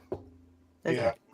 safer nicotine wiki page. You could just do a QR to that. Yeah. It's got every single thing you could ever need. Right. I'm gonna get it. I'm gonna do it. The clink as in Pinellas clink, not Orient I'm Road, gonna create hopefully. a QR code. What would we like the QR code titled? Because I can put a logo there. What do you want? You need to know more. Yeah, find the Swifty? truth. Yeah, The real truth something with initiative. truth in it. Yeah, truth would be Mhm. important to be. Just truth. How about that? Yeah. Just yeah, I like it. Kind of sounds like an organization that we don't want to emulate, actually. Ours Yeah, but actually that is will- the truth, though. Truth. That will prompt them to look at it. Maybe actual truth. Yeah. Mhm. I don't know. I'll Valid think of point. something. The Yeah. real About You the guys get vape, any the ideas, vaping shoot. truth. Yeah. Nobody will look at it. We are at news and advocacy with Tim. You can stick around if you need to get going, Nick. Otherwise, yeah, I know you're in a car, man, so I'm giving you the option. Yeah, I'm going to mute and turn the cam off because I'm gonna get out and get inside. But I want to hear Timmy's thing, and I want to see him tap the papers though. Yeah. He Hold on, I hasn't gotta- done the tapping of the I haven't- papers in here, a long I'll do time. it just for Nick. I'll do it All just right, for Nick. we will wait for you to get in the house before we do news and advocacy. I can watch. So- No, I can watch. I'm just He's gonna right mute. here. Go He ahead. said he's just going to go on mute. Oh, okay, perfect. All right, yeah, here we go.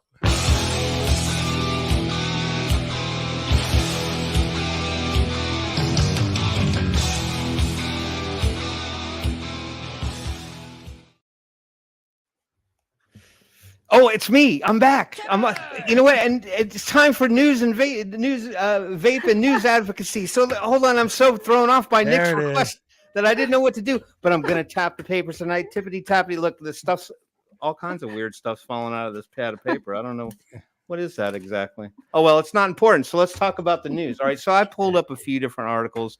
I know last week was kind of slathered with a lot of advocacy stuff. We had the federal vape tax that was going on, which is still active. I encourage real quick everybody to head over to CSA. If you haven't gotten it in your inbox or you're unaware of exactly what's going on, Green rolled out a wonderful video highlighting the reality of that and what they're trying to push through the federal government, and it affects everybody. And like he said, I think this is probably the quote unquote most important call to action that you can answer. So I encourage everybody to head over to CSA.org and look for that one. And then I know we kind of said that the Pennsylvania ban was kind of on a delay, but I think that's still sort of like swimming at the surface like the Loch Ness monster. Like, I think if you pay attention, you'll see a small head come out of the water, and it's real. It's not some myth at the bottom of the lock. That's another reality one. So I pulled up a few different articles. One that has some good news attached to some general bad news, which when I say that, I don't mean that in a negative sort of way. I'm just saying we kind of know what we're facing, but let me pull this one up real quick. Share screen. I got to find it in the list of things. Where is it? Okay, this one right here. So you can take this one for what it's worth, depending on where the information is coming from. But this one I thought was a little interesting in the sense that Vuse is one of the kind of semi-approved devices that's allowed to stay on the market, thanks to the wonderful FDA, who said, well, basically, you can put it on the market, but only in tobacco flavor. But I believe if I read this article right, I think Vuse was challenging their MG marketing denial order, and they received a stay. So some of their products that would otherwise have had to have been pulled from the market are still currently on the market. So let's look at the title of this one. I thought this was interesting. Nearly half of Vuse Alto users quit smoking. There was a study done, and that study was done by an organization, RAI. Reynolds American Incorporated. I don't know if they have any particular attachment to the cigarette company itself. Is Vuse a subsidiary of one of the cigarette companies? Yes, That's RJ Reynolds. It's RJ Reynolds. Yeah. So again, I know that typically when cigarette companies like to push for data supporting vaping statistics or vaping data in general that's seen in a positive light, they're going to have a lot of resistance on that, because they're going to say, well, it's favorable evidence.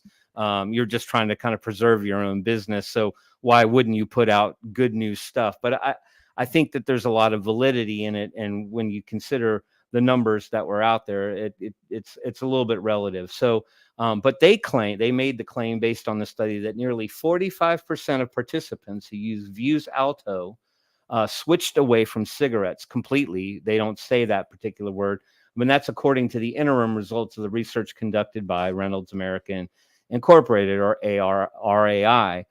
So here were the demographical breakdown. So the proportion of Vuse users who reported completely switching was higher for young adults aged 21 to 29. If I had to give my own opinion on why I think the rate is higher at the younger age brackets, is probably more likely to related to the fact that they've spent less time smoking cigarettes in general.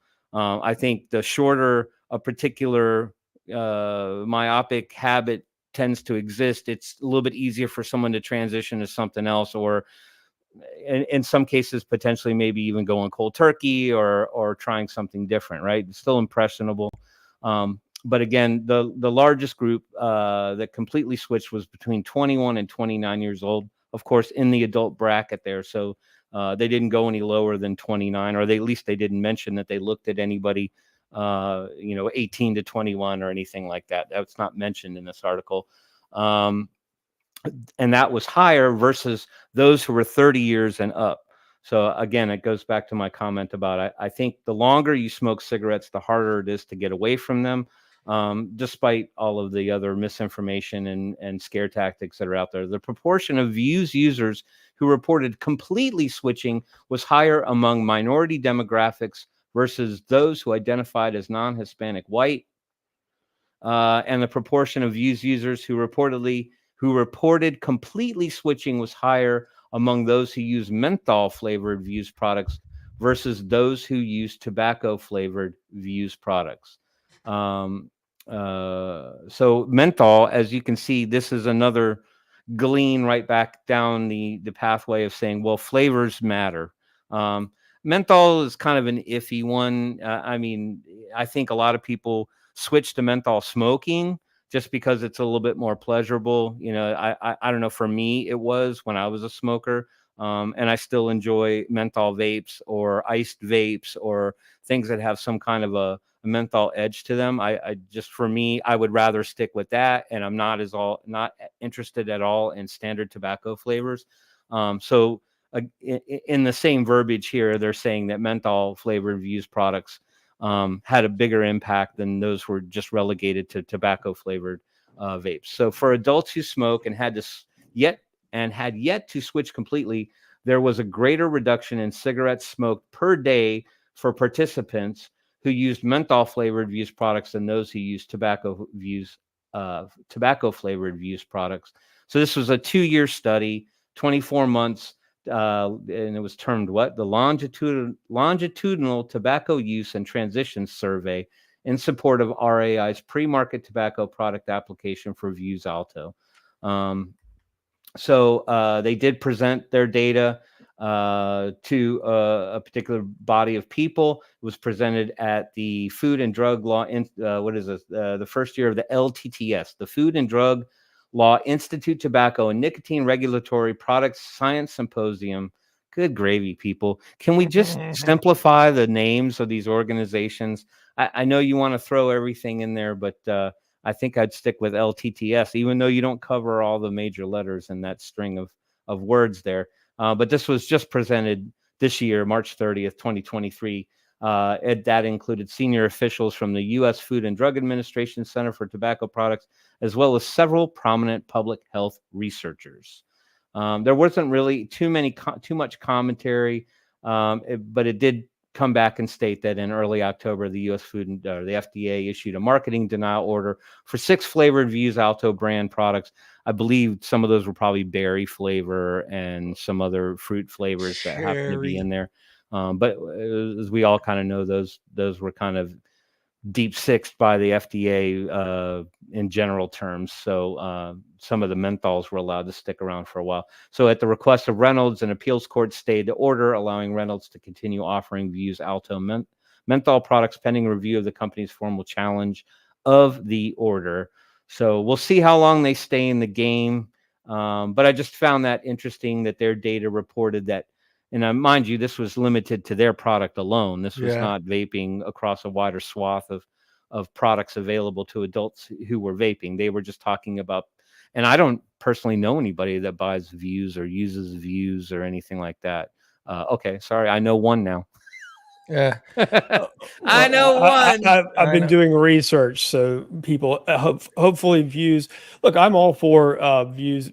Altria's now Enjoy. They bought Enjoy for quite a bit less than they pay for Juul. The point is, I want all of these products to be available. I'm not saying that the companies that are pushing to take disposables off shelves should be punished by having their. I think all of these products should be made available. So all that being said, I decided a while ago that I was going to, at the very least, try every one of the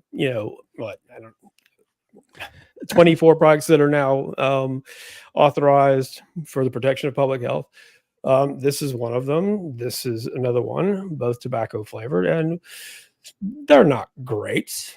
But let's say there are 2 tobacco flavors of the Vuse Alto. Golden tobacco is decidedly much better than rich tobacco. So yeah. Well, I mean, that brings me to a question though, Tim. I mean, who do you think, all of you guys, who do you think's actually reading these articles? Do you think nobody? anyone? Just us. Just us. Do you think doctors are reading this? Physicians? Anyone that has day traders? Day traders. Well, I think I certainly think that there are probably people who are looking for information. Those that are advocates of the vaping space that might, be on the medical side of things. Do they, because they obviously want more fodder for their own cannon, right? Because these studies aren't cheap. They're not cheap to do. So, they're trying to get some sort of meshes out there. I'm just wondering who's reading this message. And I just kind of want to get you guys' idea. Who do you think's actually reading these? Well, what's more important, right? Is it the fact that more people read things like this to try to make heads or tails out of the efficacy of vaping in general, just for their own personal knowledge? Or is it more important as to whose hands this information actually ends up in, right? Because who's to say what the FDA would take out of this? I mean, if there's going to be any naysayers in all this, it would be the FDA. Right. But the fact that you are seeing studies done and information is trying to be passed to them to say, hey, look, these steps that you're taking, while we might somewhat understand what your overall argument is about the kids and all that other stuff, why are we consistently leaving adults out of the conversation? Why do adults have to take the punch in the gut over your overall effort? The fact of the matter is that this is helping people to quit smoking, and you're starting to now chip away at the stone, and you're limiting products that could be available to them. And you can see based on the data, if you leave them with the alternative, it's going to be less effective to keep them away from cigarettes. We're showing you that data right here. So if maybe the FDA wants to look at it as protecting profits, I don't know, but I think it's important whose hands this information lands in, as opposed to who's actually looking for it. The FDA is not going to look for this. I think it's important to state that when a tobacco company funds research that shows their product has a favorable effect on, in terms of the overall burden cigarette smoking has on public health and people in this nation, I think it's important to remember that they're going to be scrutinized. Their research, anything that they put out, is going to be scrutinized. I don't know how orders of magnitude more than, let's say, something that Stanton Glantz decides to blog about. Okay, he can blog about. He can pretty much say anything, and people will be like, "Oh, well, let's see what he has to say."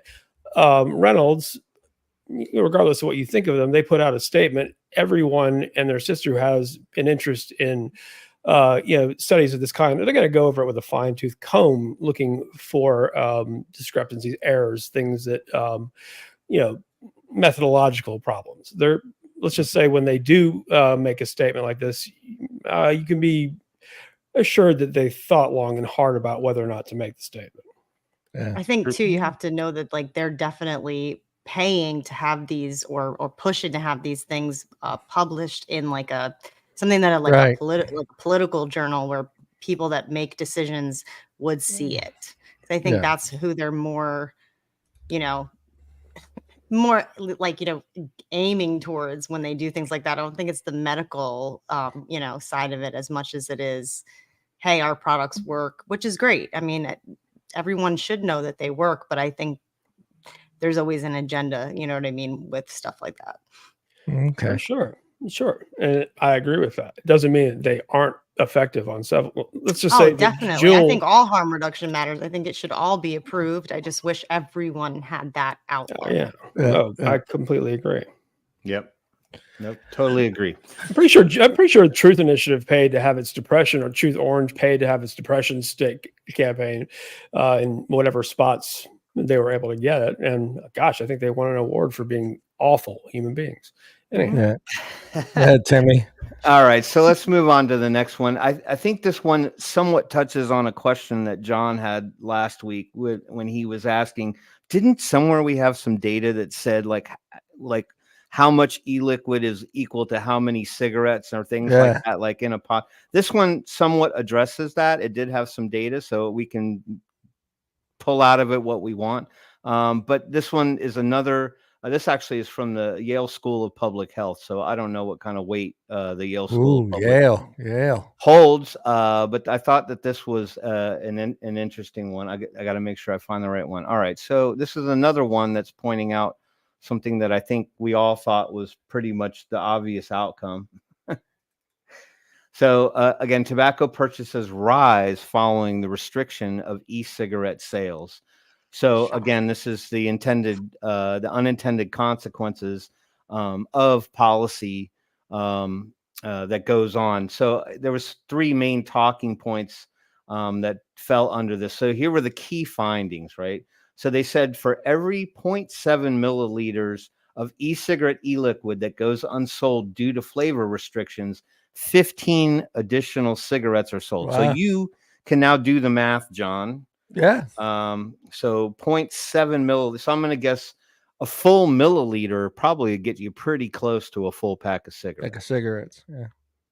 So then, then when we talk about nicotine strengths and stuff like that, then other things become relevant. But of the increase in cigarette sales, 71% were non-menthol cigarettes, suggesting that restrictions on menthol cigarettes would not substantially reduce sales.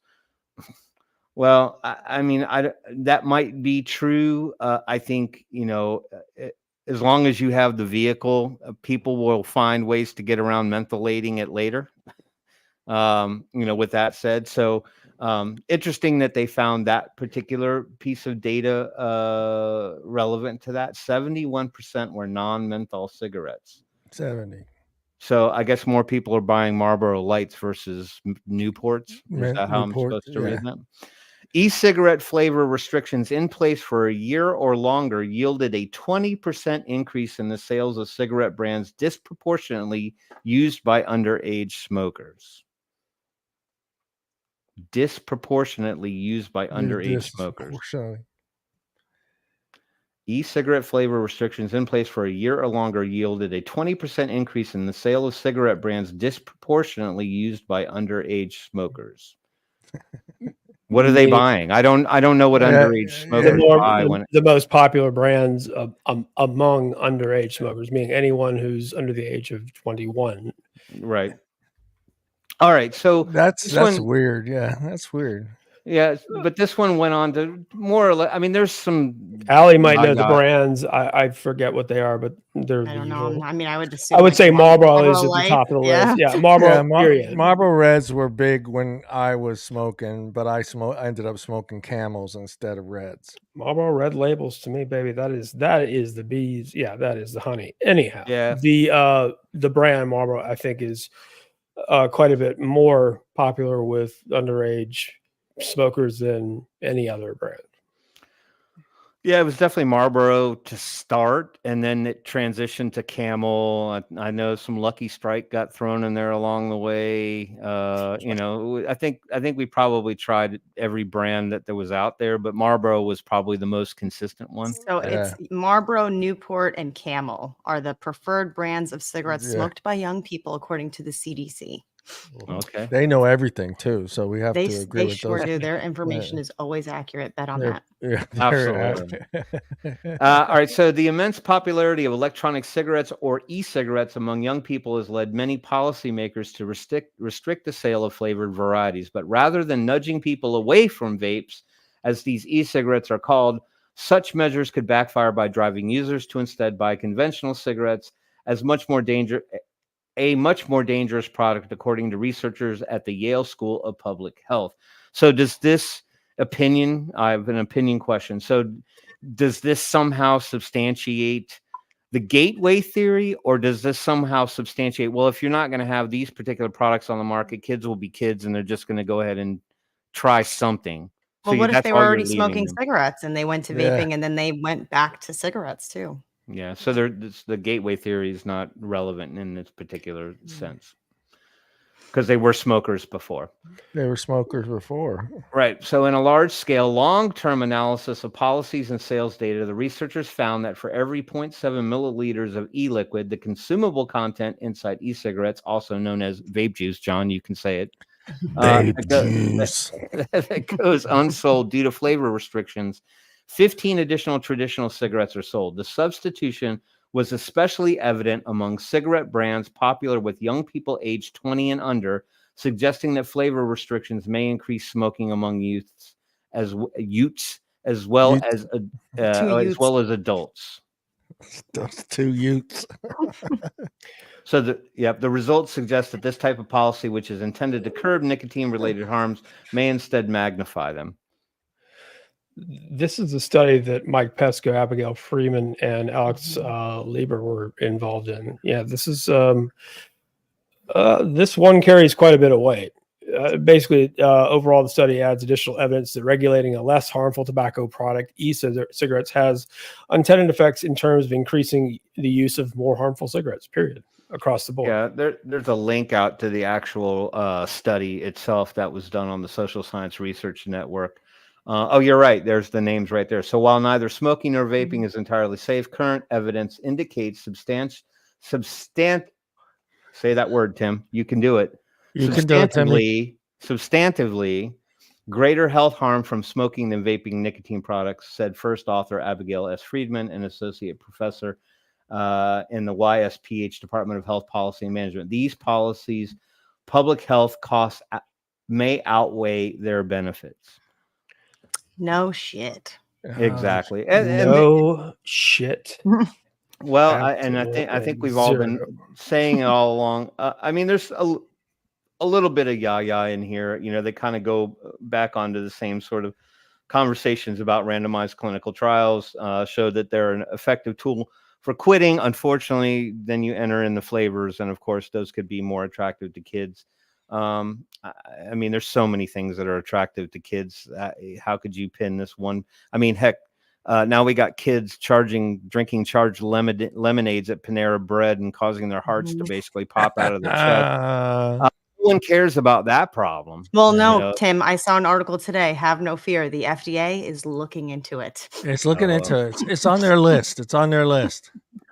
I mean, but I got to imagine that's something that they specifically need to look at, just because, and I'm trying not to get off the article here, but when I saw exactly how much caffeine was in one of these drinks. All right. So, and I did some comparisons. I looked around just to kind of see nuts. the 30 fluid ounce charged lemonade. That's the largest one that you could get from Panera. Now, mind you, keep in mind, they were offering this for free, basically to get people buying it. They gave you like a specialized coupon that would allow you to get it for free. And then if you join their club, you could get free refills and all this. I saw videos where people were saying they were drinking 3 to 4 of them a day. God, 400 was it 400 grams or 400 milligrams of 390 caffeine? milligrams. Yeah. Milligrams of caffeine in this particular drink. Where do I get this? At Panera.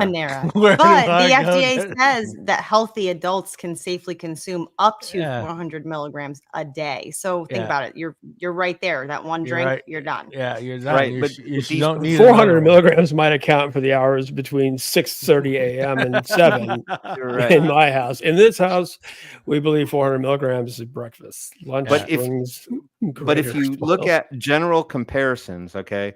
Now I get it. A Red Bull is far smaller than a 30 ounce fluid drink, but a standard Red Bull had like 115 milligrams of caffeine in it, and that's a 8 large, ounces. a large espresso. Like double. This is not a single, not a double. I'm talking about a large. I don't know what a large constitutes in the regular world of coffee. That had just over 100 milligrams of caffeine in it. So at any rate, I guess so not only did you make them tasty flavors for the kids, then you chock them full of caffeine. And it's that. I'm a little afraid to drink. Anyway, the saddest story about all of that, the reason why it's on the radar now is because a young lady passed away due to drinking the drink. She had a pre-existing condition, and that's not what the lawsuit's about. But now that now that something horrific has happened, now the FDA has an obligation to look into it. Whereas with vaping, nothing horrific has happened other than the thing that we don't vape, black market THC carts off the street. They still would like to persist with the idea that, vaping is the worst possible thing when you got a death trap coming out of a faucet at Panera. So at any rate, they do kind of go into some other stuff, but let's talk about the laws and consequences. The authors use rigorous statistical tools to estimate long-term effects of e-cigarette flavor restrictions on electronic and conventional cigarette sales in jurisdictions across 16 states. They also examine how these effects vary between brands disproportionately used by underage youth versus adults. So I don't want to read this whole thing. They said they compared this information against vape and cigarette sales data over 4-week intervals from January 2018 through March 2023, a period during which flavor restrictions went from affecting 1.3% of the population all the way up to almost 40%. The sales data came back from ordinary brick and mortar establishments like gas stations, groceries, and convenience stores. Statistical analysis took into account a host of other factors that may affect tobacco product sales, such as concurrent restrictions on flavored cigar and menthol cigarette sales, tax rates, cannabis availability, and unemployment rates. The primary outcome of interest was volume sales of conventional cigarettes and e-cigarettes per capita during each 4-week period, both overall and type of flavor. Cigarette volumes are measured in packs, while e-cigarettes are standardized to 0.7 milliliter units, given past industry claims that 1.7 milliliter vape pod is equivalent to 20 conventional cigarettes or 1 pack. And think about this for 1 second. They found that for every one less 0.7 milliliter e-cigarette pod sold due to e-cigarette flavor restrictions, 15 additional cigarettes were purchased. Right. So that let's just say 20 cigarettes per pod, maybe 5 cigarettes too many, but the rate at which people smoke more for every pod that is not sold due to bans or strict regulations equals 16 additional cigarettes purchased. 15. So that's substantial. And this is let's just say this is a very impressive study, and the findings are robust. Yeah, and it's just important data that I think policymakers should be aware of. I mean, if they really do have a general concern about curbing cigarette smoking overall.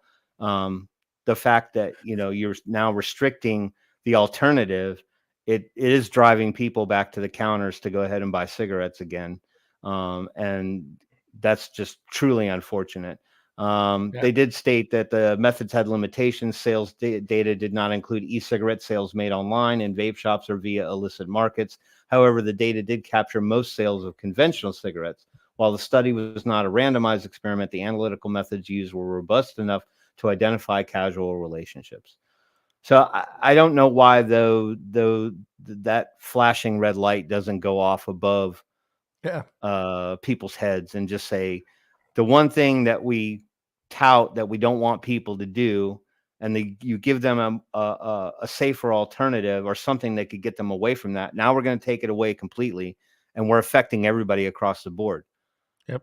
From kids all the way up to adults. Though the one part I found more interesting was the fact that most of the over-counter sales were non-menthol cigarettes. I just so naturally felt in my head that menthol was more popular, but maybe I'm just wrong. Obviously, I am wrong. Yeah, I want to go ahead and play this video real quick that Nick just sent me. Yeah, so I'm going to put that up there. Yeah, and just for you, Tim, Mike Pesco, one of the researchers involved in this study, is at Georgia Tech, I believe now, or is he at Georgia State? Anyway, he's in Georgia. If you should see him on the side of the street, say good morning. Say good morning, good afternoon, and good night. This is the video Nick was talking about earlier in the show, and I'm going to go ahead and push play here, and hopefully you guys can hear it. Nope. I remember this ornery bastard. Yeah. Can't hear it, John. Oh, you can't hear it? Nope. Well, hold on. I got this. I know what is going on here. Let me do it check again. That box. It's supposed to be pre-checked. Also share tab audio, and then let me see, Windows to share tab or screen instead. Okay, I did. I clicked it. Okay, share. It should be playing. Here, let me try it again.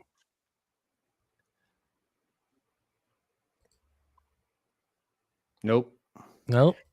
Okay, hold on. I'm really bad at reading lips too. Yeah, I don't know. I don't know what happened there. I don't know why. I don't know why the audio's not playing, Nick. So did you check the audio within the actual audio? Checked that little. I checked it. So if for some reason, let me see if I can do it through the Facebook side. We could use captions. I don't think it will have the same impact, but hold on. Let me see if Pam said there was a slash through your speaker, so maybe you needed to click the speaker on the speaker icon on the video itself. Sometimes when you play the Facebook things, you have to engage the audio from there. Mr. Nick Orlando, here we go. Okay, here we go. One more try here through Facebook here. All right, share screen, Facebook, and the audio tab is on. Share and play. Everything from hypnosis to patches to Nicorette gum, none of them would succeed. I came here at Vape and Joe, and I started using the vape method, and I no longer smoke cigarettes. I have not smoked a cigarette in 3 years, and my doctor even said this is fine for me to use. It's a blessing to people like me that were addicted to cigarettes. It's a godsend. So, Lance, if you don't mind, tell everybody your age. I'm 70 years old. When I quit when I was 67, I smoked for 54 years. All right. Thank you all for getting me off these cigarettes. Oh, I love that. Hell yeah, Nick. Lance is my new favorite. He's awesome. Lance is a legend. Awesome. Yeah, that was awesome. And just in case we haven't made this clear, it's people in his age bracket and younger who are most misinformed about e-cigarettes and the potential health benefits. So yeah, let's talk to more people like Lance. Yeah. All right, everybody. We want to thank Nick for joining us tonight and celebrating in November. I think it's November. Let me make sure. Nick. Orlando. I have 4 Nicks. And I want to make sure the date is correct. Yes. Okay. 10-year anniversary. They will be celebrating it there at their store on East eBay Drive, November 4th, 2023 at 5 p.m. There's going to be raffles, prizes, giveaway, food and drink. Nick said DJ. DJ will be a DJ there, Nick. So if you're in the Florida area, head on over there. Nick, I don't know if you're still out there, but suggestion from me, it'd be great. It'd be great to live stream that on Twitter, or live stream it on the Facebook page or somewhere. It'd be fun to see everybody having a good time there at your store and celebrating. We can all celebrate it with you, right, guys? Yes, we Hell can. yeah. Yeah. We are done. Not sure who our guest is next week. Well, I will let you know somehow, some way. Thank you again to Nick, Tim, Phillip, and what's her name down there? I can't remember her. What's her name? Allison. That's it. Yeah, that's it. No, Who's that I'm cute just little bugger in messing the frame now? What's That's her. Gatsby. Their partner in crime. Gatsby? Gatsby. Great Gatsby. Hey, how you doing, Great. old sport? Yeah. Thanks everybody out there in chat. Always good to see you guys there. And we'll see everybody next Wednesday at 4 p.m. Pacific Standard Time. Say goodbye, kids. Bye, Cheers, kids. everyone. Thanks for watching.